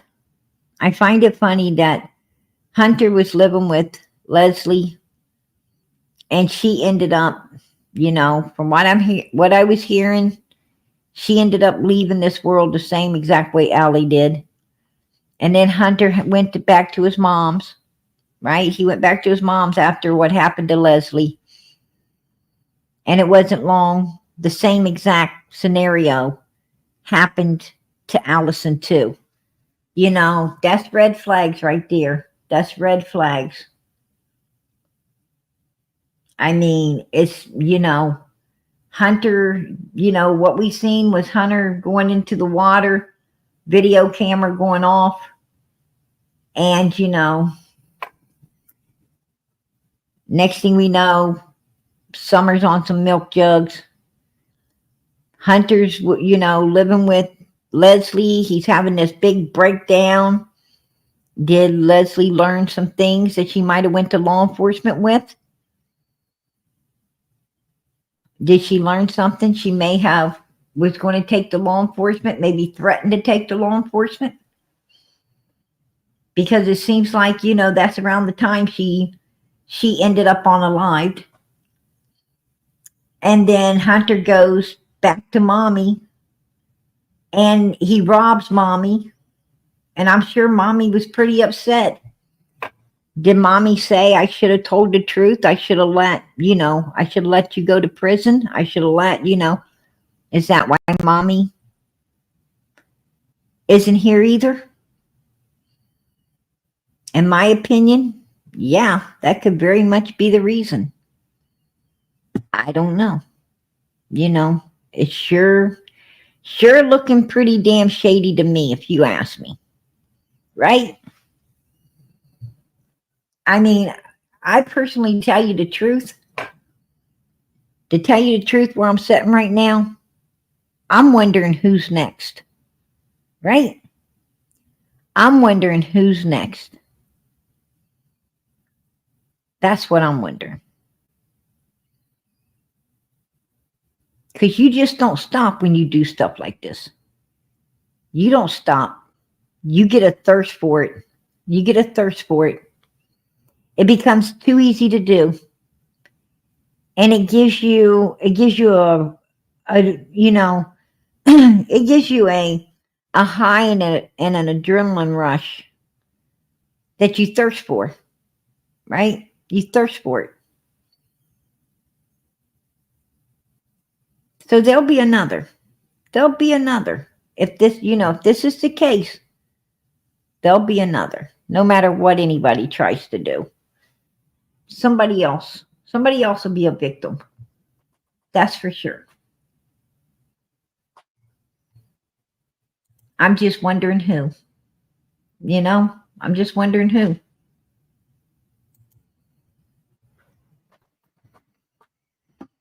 I don't know.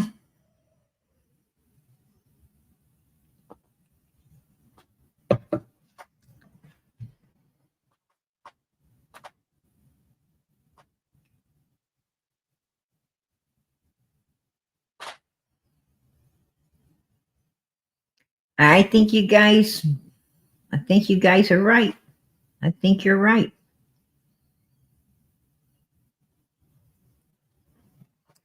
That's true, Carrie. That's true. That's what I'm thinking too. Right? And be perfectly honest with you. I'm perfectly honest with you. I think Andrew knows. I think Andrew knows the truth.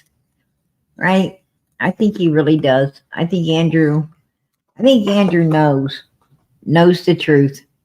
Or at least highly expects it, the truth as well. That's all I'm saying. He might be Hunter's dad, but he's got to face the truth. He's got to face the truth about his son, right? He's got to face it.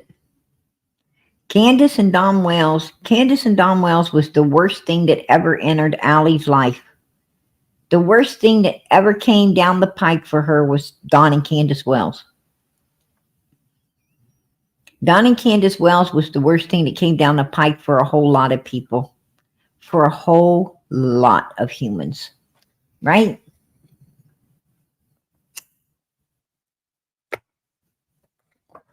Them motherfuckers were animals. That's a couple of freaking animals right there. And I'm going to tell you something. They destroyed so many damn lives that it ain't even funny. And they would destroy a lot more given the chance. Given the chance, they'll destroy a lot more too. Right? They'll destroy more. Don Wells destroyed his first children. Right? And a lot of other people's. And he destroyed his second set of children. And if he could, he would destroy some more. I mean, hell, he was over in Arkansas trying to destroy his grandkids, right? He's in Arkansas really handing it out to his grandkids. You've seen what kind of bastard he is when it comes to children, right? We got a damn good look at how Don Wells talks and treats children. He's uneducated as hell. And he don't see children as a gift from God. He doesn't see children as innocent little souls that, that he wants to protect and cherish and care about. He sees them little innocent little children. He sees them little bitty kids with hatred. He sees them as, you know, victims to him. That's what Don Wells does. This guy ain't got enough brains. He sees children the same way he sees adults and anyone else. He has no more respect, no more kindness, no more caring, and no more love for children than he does anyone else in the world. He's an evil human being. An evil human being, you guys.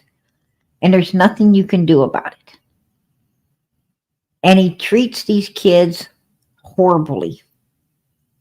Horribly. We heard what he was saying to his grandson, right?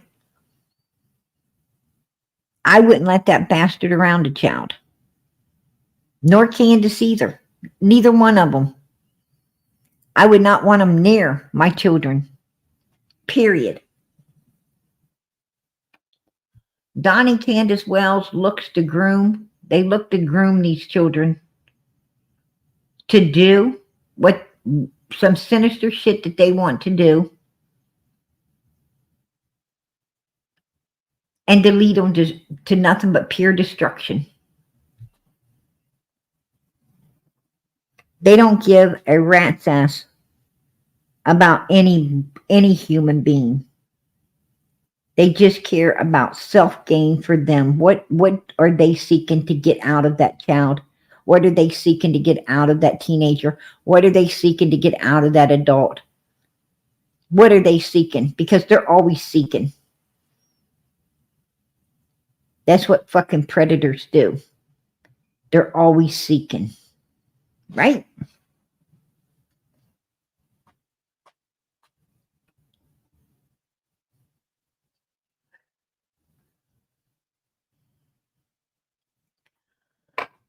Oh my goodness. Did you see their shadow? Did you see Candace's shadow zooming in on somebody else's children? I mean, they were actually out following someone else's children, videoing them, right? How fucking sick is that? How sick is it? If those were your children, how would you feel? How would you feel if you saw your kids being videoed by Don and Candace Wells? Would that freaking infuriate you? Would that raise some red flags for you? Would that give you cause of concern? Because it sure to hell would me.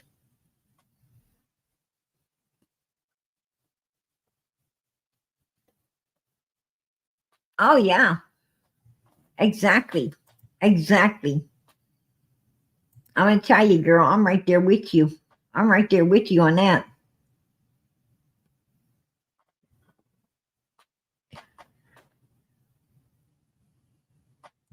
Absolutely. Absolutely. Absolutely.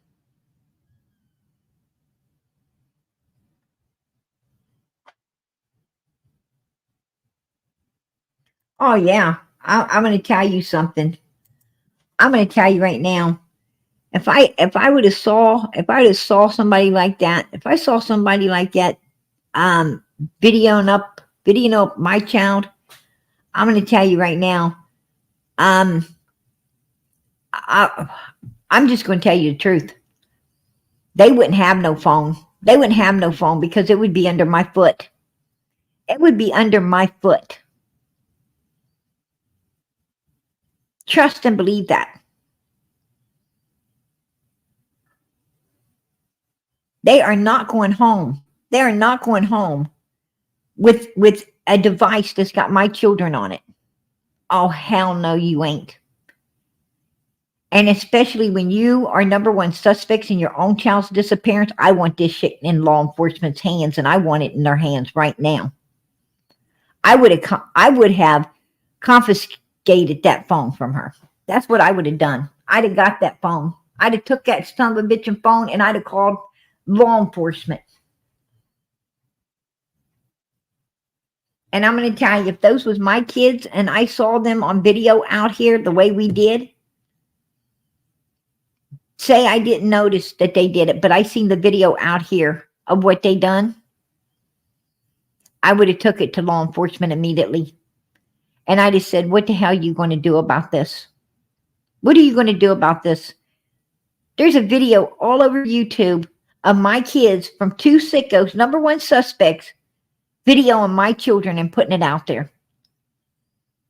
What are you going to do? These people ain't even supposed to be around kids. And you're allowing them to walk free to video other people's after they've already lost their own and are number one suspects? Really? Right? How safe are you in this world? How safe are you when they let Don and Candace Wells run around free, knowing they're number one suspects in their own daughter's disappearance? How safe is everyone else?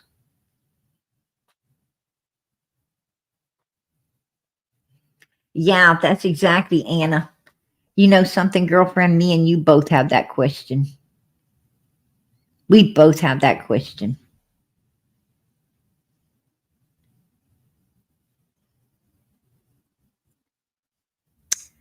You know, life can be beautiful. Absolutely. Life can be beautiful. No doubt. You know, life can be beautiful. The Bible says, you know, if you love your life, you'll lose it. And if you don't love it, you'll gain it. Right? If you don't love this life, you'll gain life. You know, I haven't ever really cared much for this life. Why? Because of the evil beings. Evil don't let us enjoy life. Evil people don't let us enjoy life the way we should be allowed to freely enjoy our lives. It's our life. But evil doesn't allow us to be free to enjoy it. And therefore, you can't really love this life. Right? You can't love this life because of evil.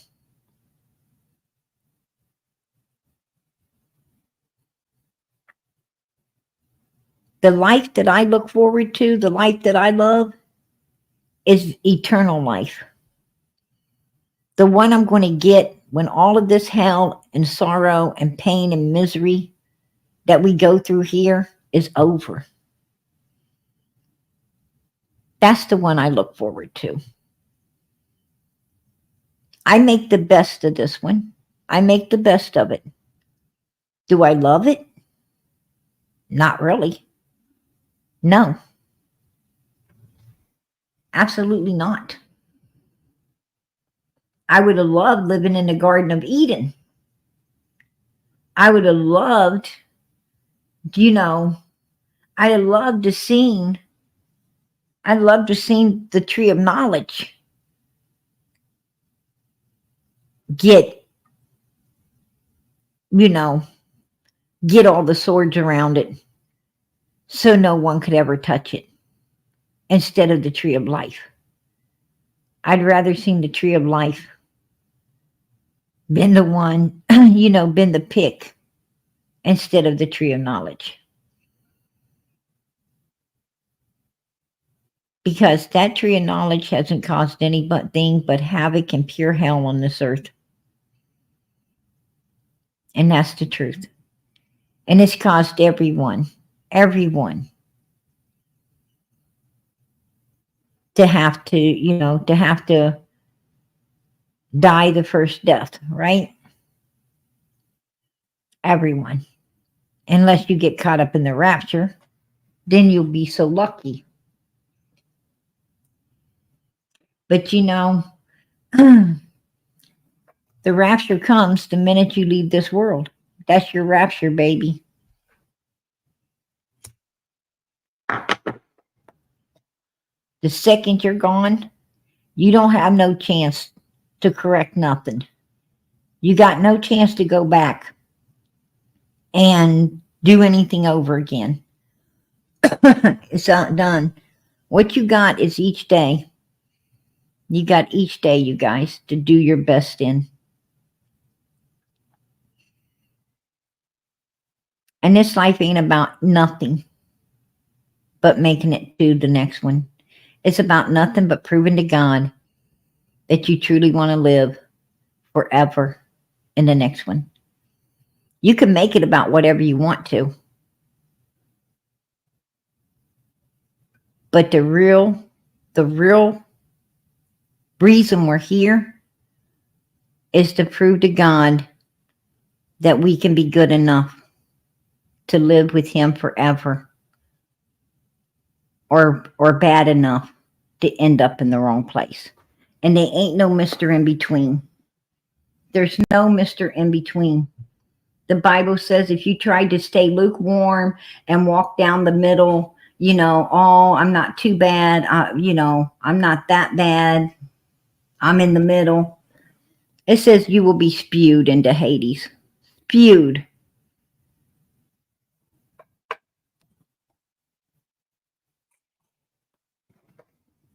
I don't even like that word. I don't even like that word. Spewed.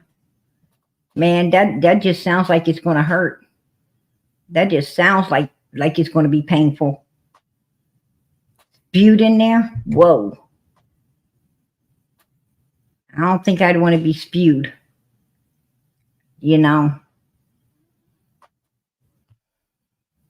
But that's what it's about. And I wish Allison would have been forthcoming and honest and truthful about June 15th, 2021. I don't believe she was. I think she took some real secrets to the grave. Some real stuff that could have solved Summer's case. I really do. She was a mother. She's a mother. She wanted to save her son. Did he respect it? No. He didn't respect what his mother did. Absolutely not, because he ain't got enough fucking brains to. Right? That boy didn't have enough brains to know the value of his mother. The way he talked about her made me sick. It literally made me sick to hear him talk about Allison. He talked about her like he just didn't give a damn, didn't he? If you feel that he talked about her like he just didn't give a damn, put a 1 in the chat, because that's how I perceived it. That's how PG perceived it when I heard him talk. He made a comment that she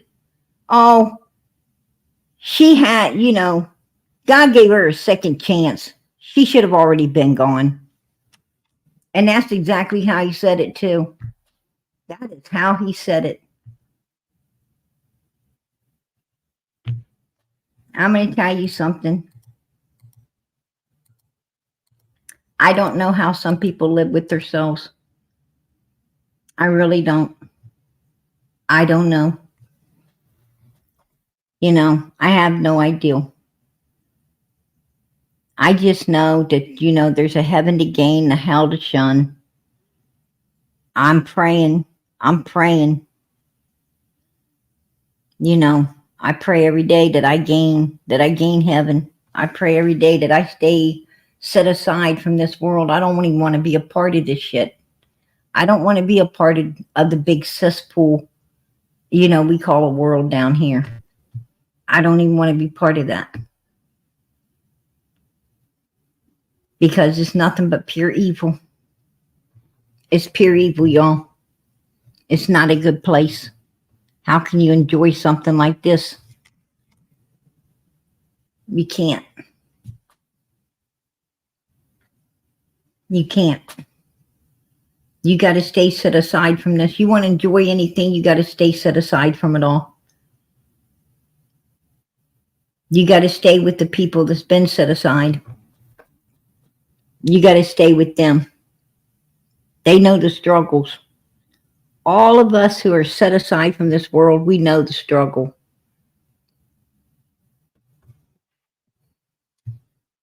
We know how hard it is to stay set aside. We have to get up every day and we have to put up with all the shit in this world. And it's not easy. It's not easy, you guys. But I'm going to tell you what, you're going to find out it was worth it. You are going to find out at the end of all of this, it was worth it. When you got that white robe, you ain't got no shoes because you're standing on holy ground, and you got that white robe that ain't got no stains on it, man, you're going to be so happy. You're going to be so happy you got up every day and you fought. You fought to stay set aside from all of this. You're going to be so happy you got up every day and thank God for another day and hope that He gives you a tomorrow to be better than you were this day. Hope He gives you a tomorrow to be forgiven for all the things that you've been messing up and doing because you're just human.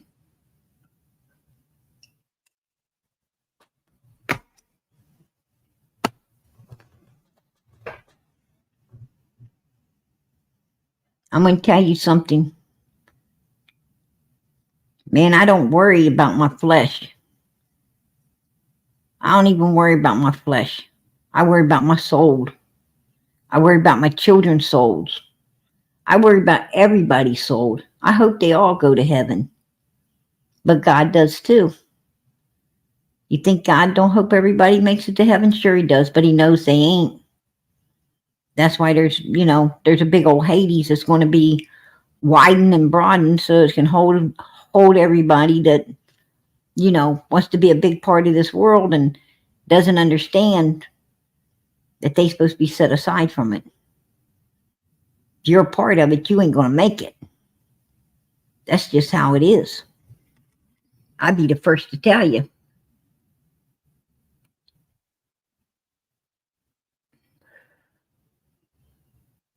If you say, oh, I'm a part of this world, I'm going to be going where everybody else. Well, if you're a part of this world going where everybody else is, you're going to Hades. That's just the way it is. You better read that Bible. That's why I tell people, please read the Bible for yourself. It's wrote from beginning to end. That's the way you're supposed to read it. Read it. You'll be shocked. You'll be shocked. I'm going to tell you something. You'll be shutting that Bible from fear. Because I'm going to tell you something. When you're reading the Bible, man, there's a whole lot of it starts resonating with you. You start reading a whole lot of stuff that you've been doing that you shouldn't be doing. It's like, whoa. Man, the fear of God hits you. Sometimes it throws you back. You're like, oh my goodness.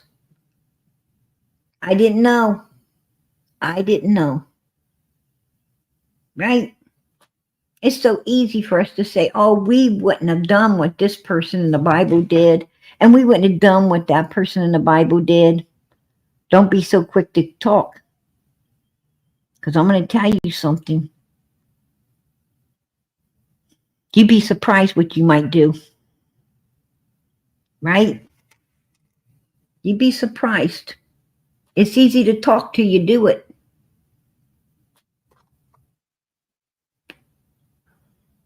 There's 10 commandments. 10. 10 commandments.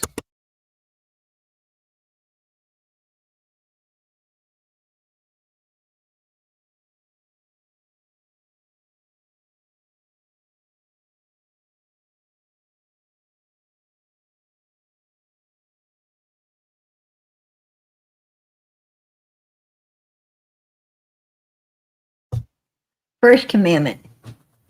I am the Lord thy God. Thou shalt have no other gods before me.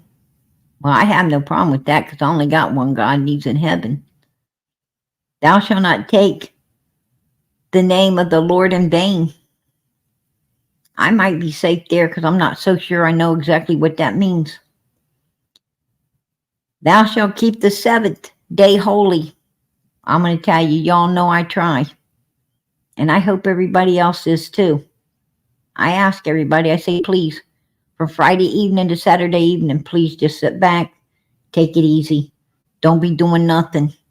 Keep yourself good. God said this is a commandment and he means it. Thou shalt honor thy mother and thy father, and thy days may be prolonged upon the earth, right? Honor thy mother and father, and thy days will be prolonged upon the earth. That means be good. Be good. Be good to your parents. You know, I don't care what kind of parents you have. You're supposed to be good to your parents. Don't be doing nothing bad. If you can't help them, don't hurt them. Thou shalt not kill. Thou shalt not commit adultery. Thou shalt not steal. Thou shalt not bear false witness against thy neighbor. Do not let thyself lust after thy neighbor's wife. Thou shalt not covet thy neighbor's house, nor his farm, his cattle, his anything. Thou shalt not covet, period. Right?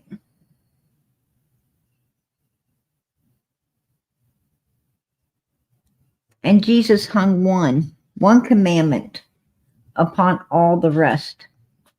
He hung one commandment upon all the rest. That we should love one another as he loved us. Jesus gave his life. He gave his life so everybody that wants to could through him have eternal life.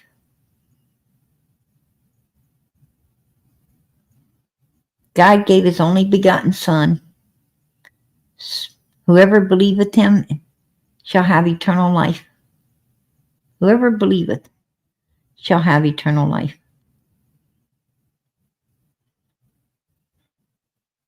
God gave Jesus, he borrowed his Son here to live and to die for our sins. And his Son did it. He didn't have to do it, but he did it.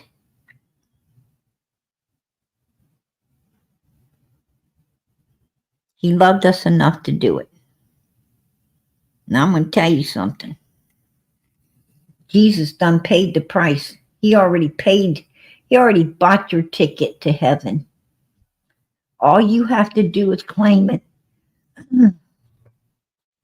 If you haven't claimed it, I suggest you do. I just suggest you do. Because I'm going to tell you what.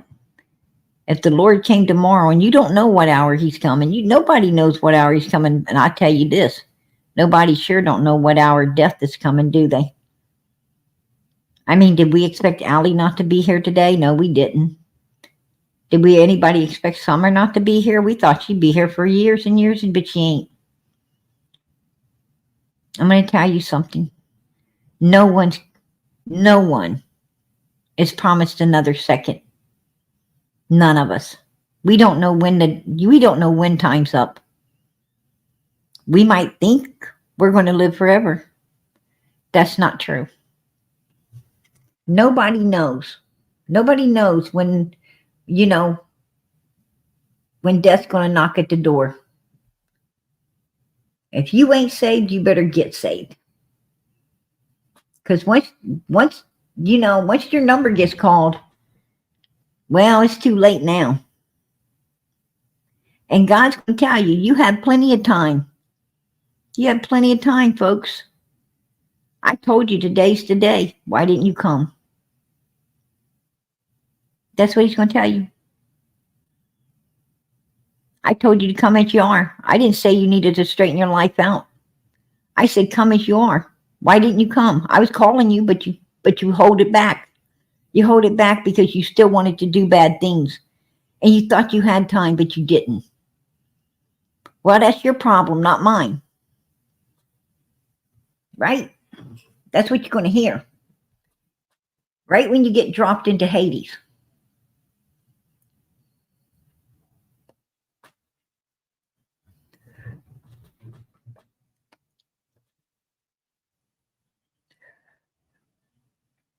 It's just the way it is.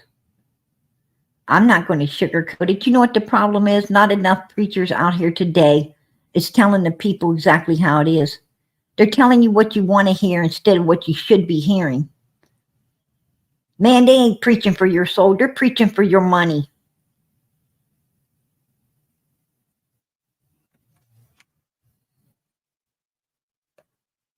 I hope you guys know that. I hope you know it.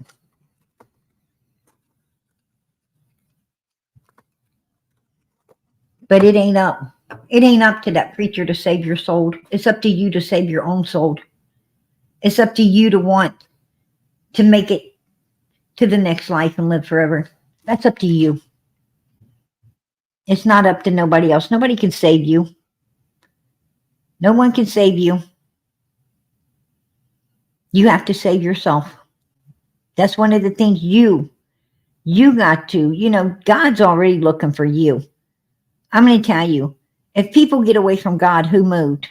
Because God is always the same place. God didn't move, you did.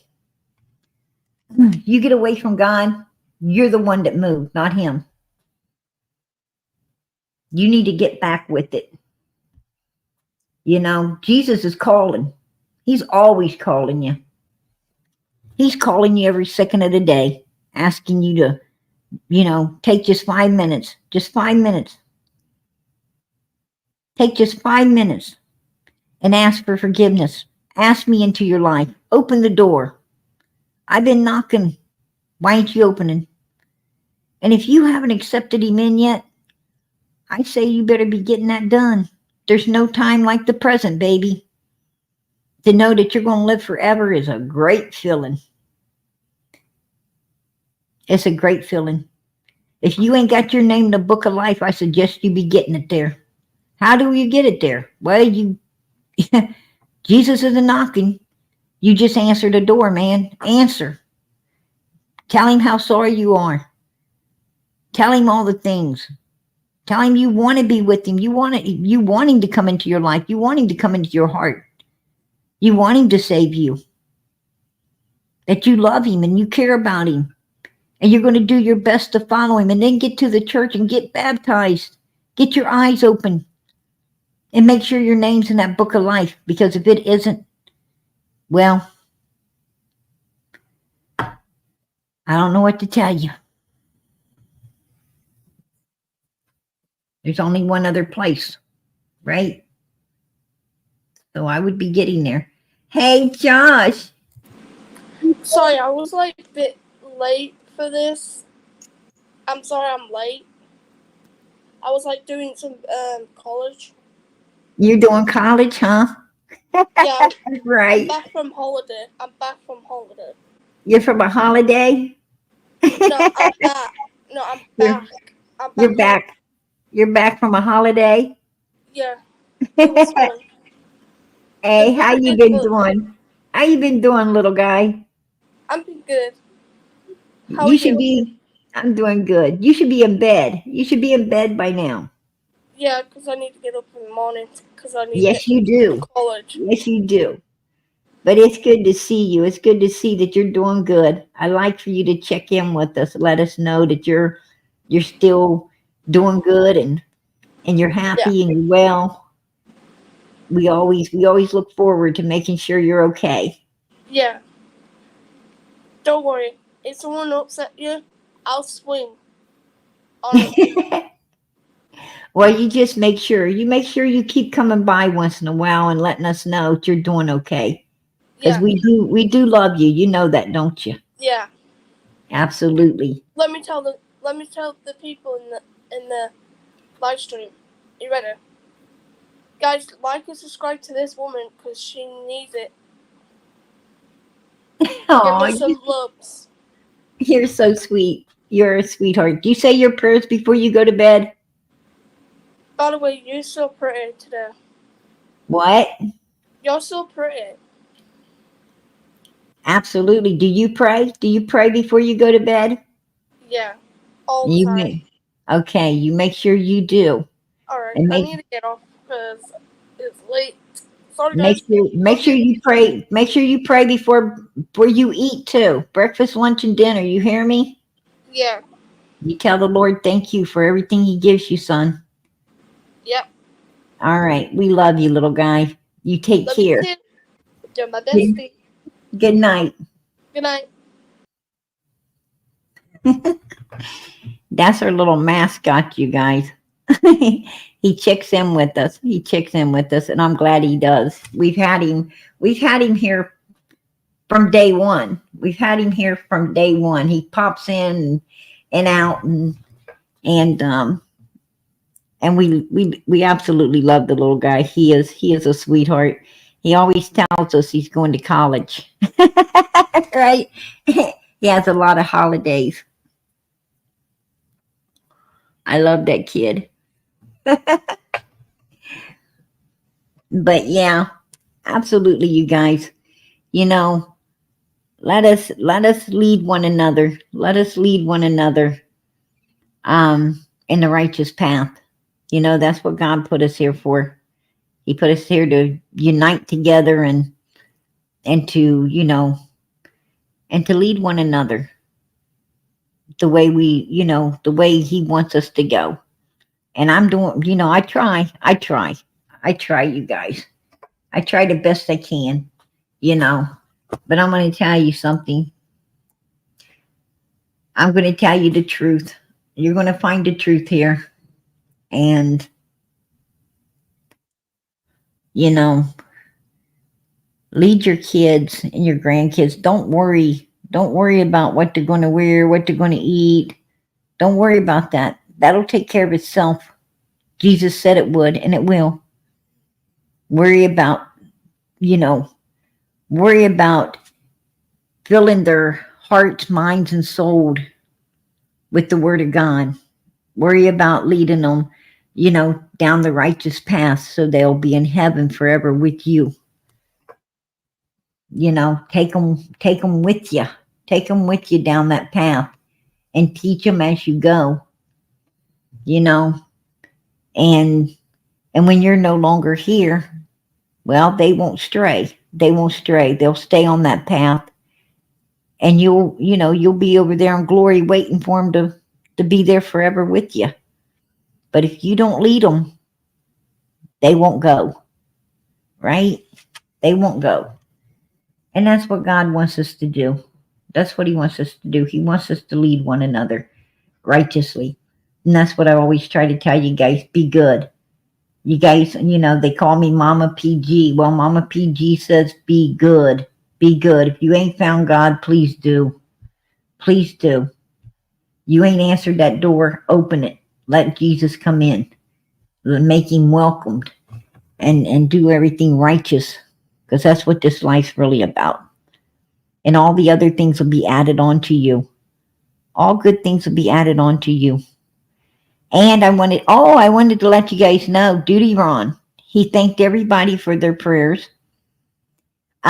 He's actually cancer free, except for a little bit that's going to be, you know, going to be okay. You guys think prayer don't work? I'm going to tell you it does, you guys. Prayer works.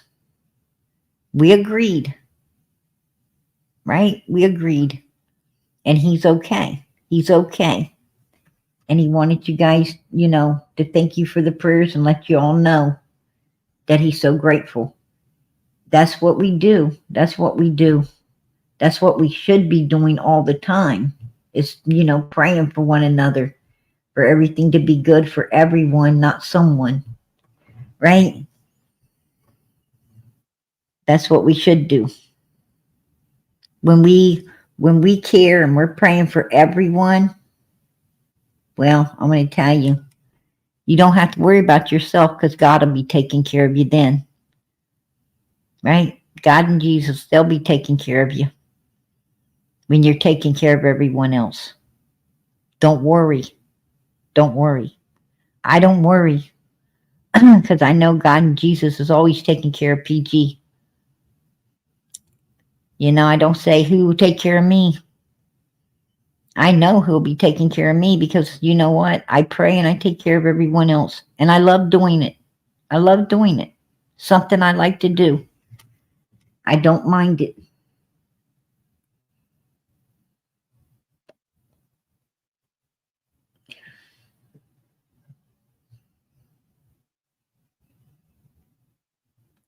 I've been on a wow. I've been on a wow, Anna. I've been on a minute. Absolute minute. Um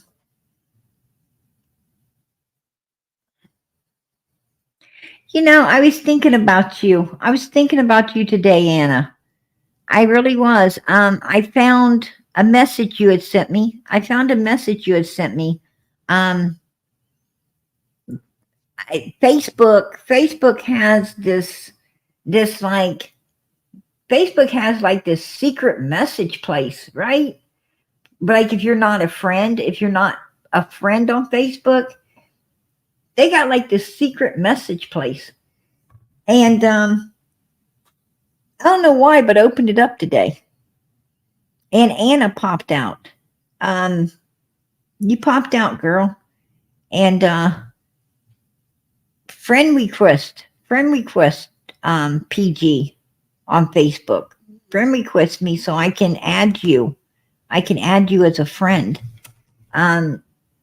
So you won't be in the hiding part of my Facebook because I don't ever go there. You know, um, it was just by accident. I popped it open today, and seen you. I was thinking about you. So, um, yeah, friend request because that way I'll be able to talk with you and even call you. I could call you from there and talk with you. So yeah, make sure you friend request, you know, me on Facebook and let me know who you are. Let me know who you are in this chat. Because you know, I don't know who you are until you tell me. Because your name on Facebook might be the same as it is in chat. I know who you are here. I just don't know who you are there. Right? And so you gotta let me know. You gotta let me know who you are when you message me.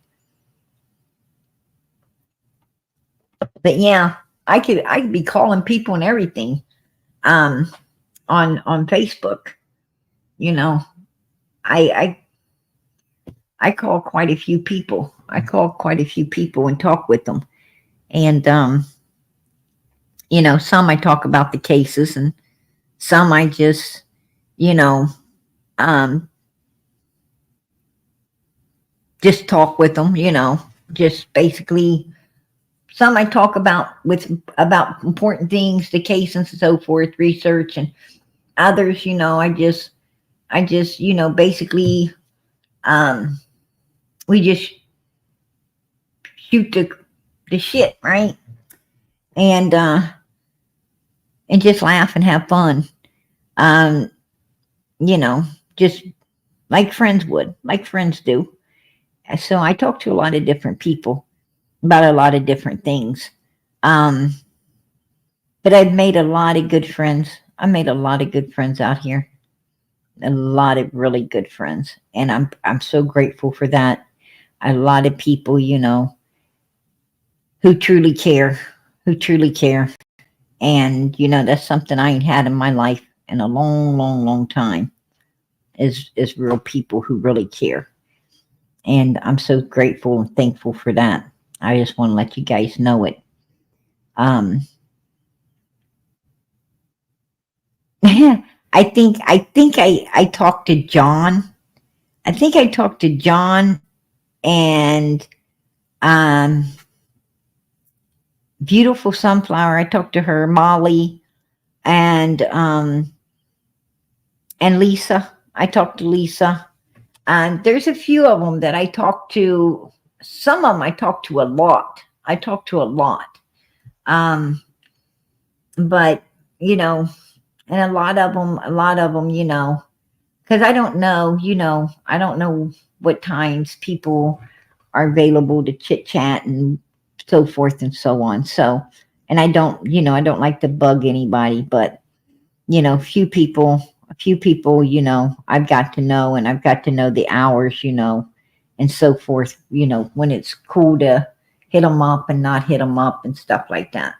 But, I do talk to quite a few people, and I really, PG, I think you blocked me on your page because I couldn't find you anymore. Blocked you on you mean on Facebook? I don't think so. I don't think so. Um, my mods can put out right there. Miss Justice 1111. She just put out the Facebook link to my Facebook. You might want to grab that, Lily, and and see if it goes through and let you put in a friend's request. Because I don't got you blocked, hon. There's no way I would have blocked you. Um, no way. There's very few people get blocked on Facebook. I have had to block a couple. I have had to block a couple people on Facebook that came in just to be mean and rude and say some really ugly stuff. Some of the haters, and you're going to get that anywhere. But for the most part, I probably on Facebook. I bet you I ain't got 10 people. I bet you I haven't got even 10 people blocked. I mean, that's how scarce it is over there to have to block someone. For the biggest majority, and I think Summers Facebook has like, I don't know, like hundreds of people. It's got like hundreds of people. And and they all are good people. They're all really good people. And I love Summers Facebook. I love Summers Facebook.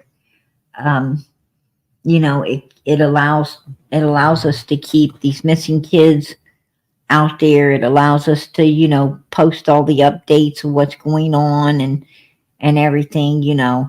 Um, there's a lot going on in Sebastian's case. I try to stay away from that case because that case is whoa, right? It is just like whoa. It's too cut and dry for me. And why it hasn't been solved, I don't even know. I don't even know. That's another case I think could have been solved really quick if they knew what they was doing. I think Tennessee law enforcement I think they need to be retrained. I really do. I don't know what kind of training they're going through, but it's sure in the helling how to catch a criminal, right?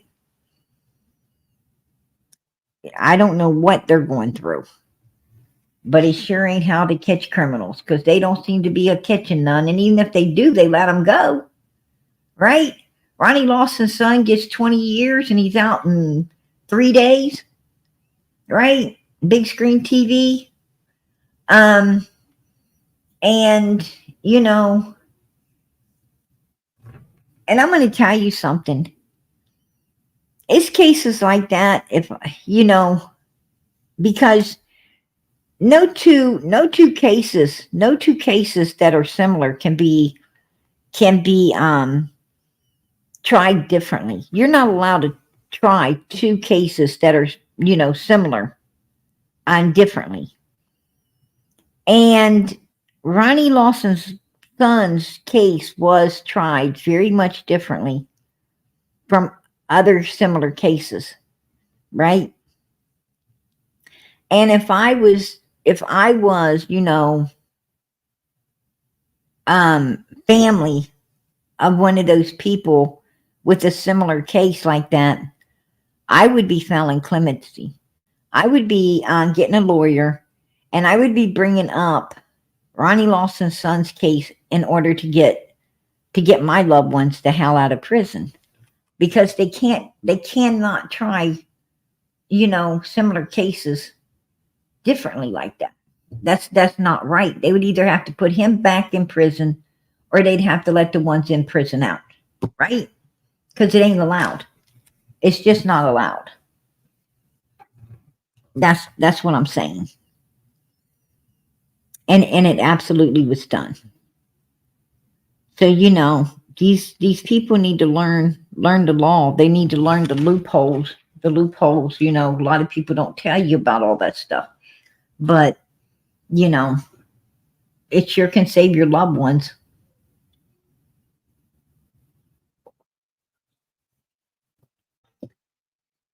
Hey, girl, I just come in here and I just do whatever the Lord puts on me to do. That's it.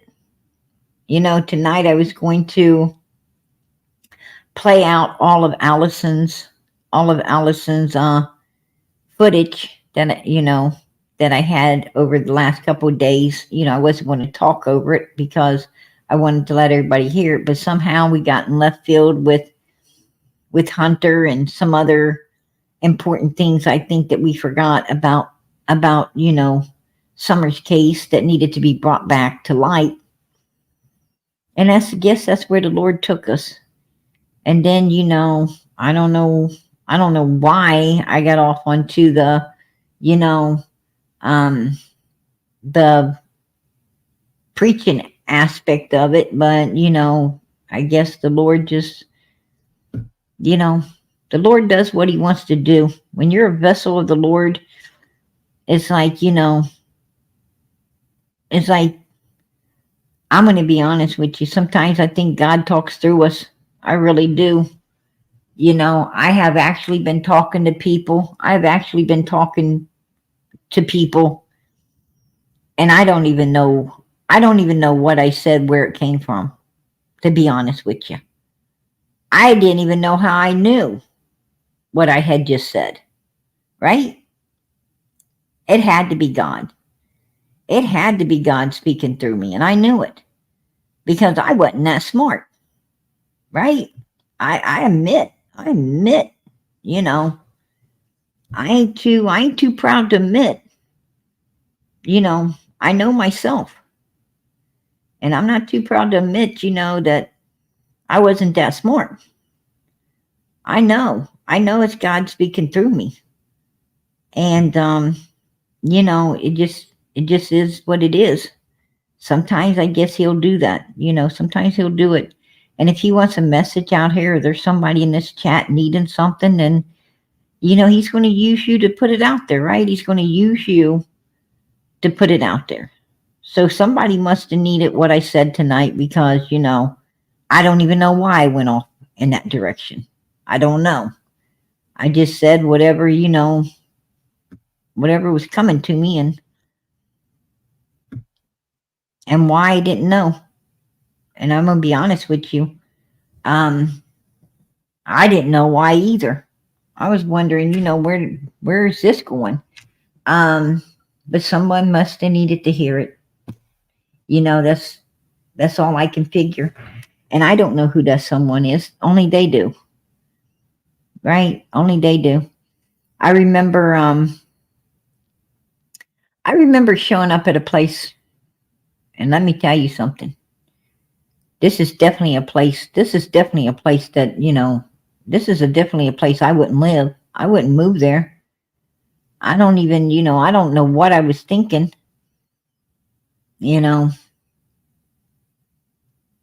But I was at this place. I was there. I was trying to do a lot of good. And somehow I crossed paths with this young man. And this young man was going through a lot of things. He was going through a lot of things. And he was wanting, to pitch in, and he was wanting to help me. And I told him, okay, if he was wanting to help, that'd be fine, And I paid him. I paid him for his time, because he was a hard worker. I was, doing some stuff at this particular place. And I paid him and everything, And he would hang around. He'd hang around, and I got to talking with him. I got to talking with him about the Lord, and and all the things. And you know, he was so thankful. He was so thankful. He said that he said he really was. I guess he had been praying. I guess he had been praying. For somebody to asking God, I guess, to tell him what to do or give him advice or something. But he said, he said, I've been a praying and God put you right in my path. Right in my path. He said, and I really needed, someone to talk to, someone to, hear me out and talk with me and everything. And, he said he was caught up wondering which way he needed to go. And I helped him figure that one out. He said, he was just doing too much, listening to the wrong people and not listening to himself like he should have been. And he knew it. He knew it, but he just needed that he'd been praying to get it confirmed, I guess. And I guess, me popping in his life, and it's just funny how God works, right? It's funny how God works, because that's another place. That was another place I wouldn't have been. I don't know, you guys. I don't know. But you'd be surprised. You'd be surprised at the people, the lives you touch unknowingly, right? Unknowingly, the people's lives you can touch in this world. Like I said, God don't put your feet nowhere they're not supposed to be. 240 people supposed to be here right now, and they are. 241. God just sent another one in. So, 241 people supposed to be here tonight. You're supposed to be here. This is where your feet are supposed to be. You're supposed to be listening to the message that's coming out there to you. And the only message, that I have is there's a heaven to gain, a hell to shun. Nobody is promised another second in this world. Please, if you haven't found God, please do it. Do it ASAP. Do it right now. Like I said, Jesus is a knocking. All you got to do is answer. He don't want you to change a thing. He just wants you to answer the door. Let him come in. He wants you to be in heaven as much as PG does, or anyone else that, that is a good person. Maybe evil people don't want you to be in heaven, but all good people do. All good people do. I know I do. And I know God does. And I know Jesus Christ does. The Holy Spirit does. All the angels watching over us, they do. So don't wait. Don't wait. Don't wait. Don't put it off. You wish when you do come to God, you're going to wish you went to God a lot sooner, because you're going to see how great it is. You're going to wish you'd have done it a lot sooner, and you would have had more good things under your belt. See, the longer you wait, the less good things you're going to have. Right? Come now. Let God know you really cared. What I'm saying is, if there's different levels, in heaven, you're going to wish you'd have been doing it from a childhood, right? You're going to wish you'd have came to Jesus right out of your mother's womb. If there's different levels, I don't know what there is there. But I do know this. I do know the longer that the longer you've been with God, the better you feel about, making it to the righteous place. I mean, I don't want to wait till the last second. I don't want to wait till the last second, because that might not get me in the gate. Right? Might not get in the gate with the last second. I like to know I got plenty of doing good under my belt before I go out of this world. That's what I'm saying. Because the more good I do, better chance I have of making it in there. And you know, I hear a lot of people say, "Oh, I'm going to heaven. I'm going to heaven." Baby, I don't know if I am or not until I get there. Right? I can't say I'm going. I don't know. I don't know. I'll know if I get there. Right? I'm not going to say I'm going anywhere until I'm there. I don't count my eggs before they hatch. Right? I just do my best, and I hope I do. I hope. That's what I do. I hope. And I try to do my best. That's all I can do. Right? That's all I can do. I just keep praying. Just keep hoping. That's all any of us can do. But I'm going to tell you what. If you don't hope and pray, well, you ain't got a prayer and be in there anyway, right? So we got to hope and pray.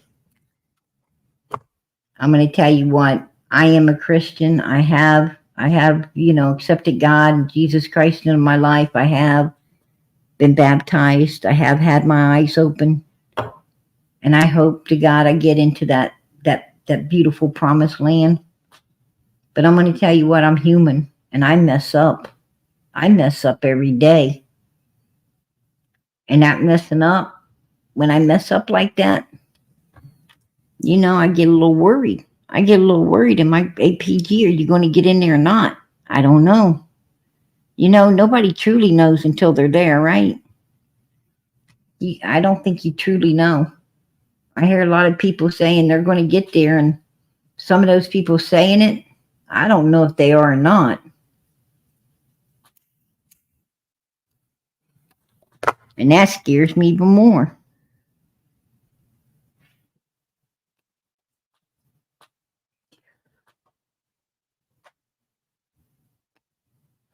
Oh, that is so sweet, Anna. She says, I woke up and I came right here to my favorite page. I look forward to hearing what the subject is going to be. Now, tonight it was Allison talking about seeing Summer as a ghost, a spirit, and telling her that she's home, you know, on Allison's porch. And I personally believe that's just just Allison's way of saying, listen, Summer's no longer with us, you guys. It's Allison's way of saying, you know, don't be looking for someone in life. Be looking for someone that ain't. You know, she even tried to tell Chris McDonough that Summer wasn't with him on the milk jug. She even tried to tell him. But as soon as he brought Hunter into it, she had to turn the table. And I don't blame her. I don't blame her. That's her son, and she loved her son. Just like we love our children. She loved hers. I understand that. I fully understand it. I just wish, I just wish you would have been honest. I don't know what I would have done. I wasn't put in that situation, so I don't know what I would have done. I'd like to say, oh, I'd have went straight to law enforcement. I would have turned my son in. I don't know. I don't know. You know, I love my kids a lot. I love my kids more than I love myself. You know, I really truly love my children. I give my life for my kids. I love my kids, man. They ain't nothing I wouldn't do for my children. I love my kids with everything I got. So I don't know, and that has to be hard. She loved her kids with everything she had too. Allison truly, truly loved them kids. No matter how rotten they was, she still loved them. And that's a real mother. I gotta say, Allison was a real mom. I can hand her that. That woman was a real mom.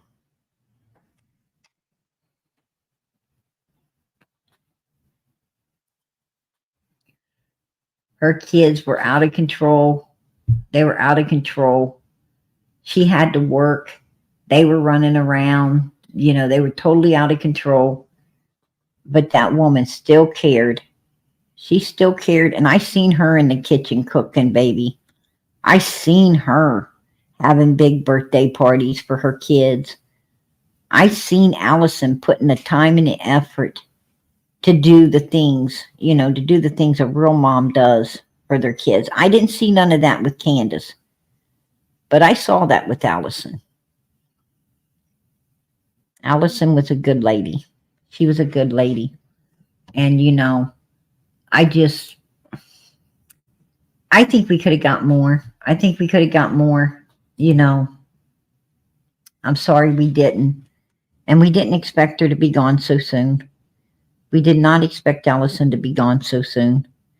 That's what I'm saying, man. When we think we got time, we don't. Right? We don't got time. That time's done past. We don't have it now. And, so get your house in order, you guys. Get your house in order. PG's going to get out of here, but not before I ask. Please, please, please send the prayers up. Send them prayers up for Summer Moon, Utah Wells. Send the prayers up. Send prayers up for Allison, too. Send them up for her. I pray to God that, she did make it. I pray to God that she did make it. We all make mistakes. But I liked Allie. I'm not going to lie. I liked her. I think I could have been a good friend with her. Allison knew how to be a friend. Candace didn't. So send up the prayers, you guys. And send them up for the rest of these missing children as well. Michael Vaughn, Sebastian Rogers. Send them up for the ones who are trying to get justice right now. There's a lot of kids in the middle of getting justice. Let us pray that they get the justice that they deserve against these monsters. Let's pray that these monsters get taken off the streets so they can't hurt or do anything else to another child. That's the main thing. That's the main thing. I don't get no pleasure out of seeing anyone put into prison. That's not true. Absolutely not. What I get pleasure out of is knowing no other child will be destroyed at the hands of such an evil human being. That's what I get pleasure out of, is knowing other people are safe now, because that monster ain't out here to hurt no one else. There you go. That's why we pray for justice. That is the real reason, is to keep everyone else safe. So keep the prayers going up, and keep them going up for one another as well. I don't know what any of you need, but I do know God does. And I know God answers prayers. I know God answers prayers. When you pray through Jesus Christ, his son, those prayers get answered. It said, if you believe that you've already received what you're praying for, you have. Jesus said it. He said, you already did. Worry not. It's already been answered, if you really believe it has. And the problem is, when people pray, they don't believe they really got it. And that's why a lot of prayers, a lot of things ain't happening. You got to pray and know when you do, it's done. Worry no more. Because with God, all things are possible. And I truly believe that. So I pray. I pray to my Father in heaven. And I pray in the name of Jesus Christ that whatever you are needing, and God knows what it is, whatever you're praying for, I join you in those prayers. And I pray that God answers each and every one of those prayers for you. In the name of his son, Jesus Christ. And I hope that each and every one of you are praying for one another.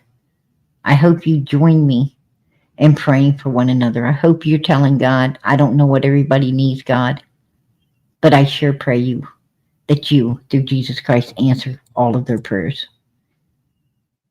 And I'm going to tell you, when you're praying for everybody else, well, you think God ain't answering your prayers too? Of course he is. Because he loves you and he knows you're unselfish. You're not about praying just for me. And God loves people that ain't selfish. We're supposed to take care, pray, and take care of each other. That's what we're here for. I'm going to say good night. God bless. Much love.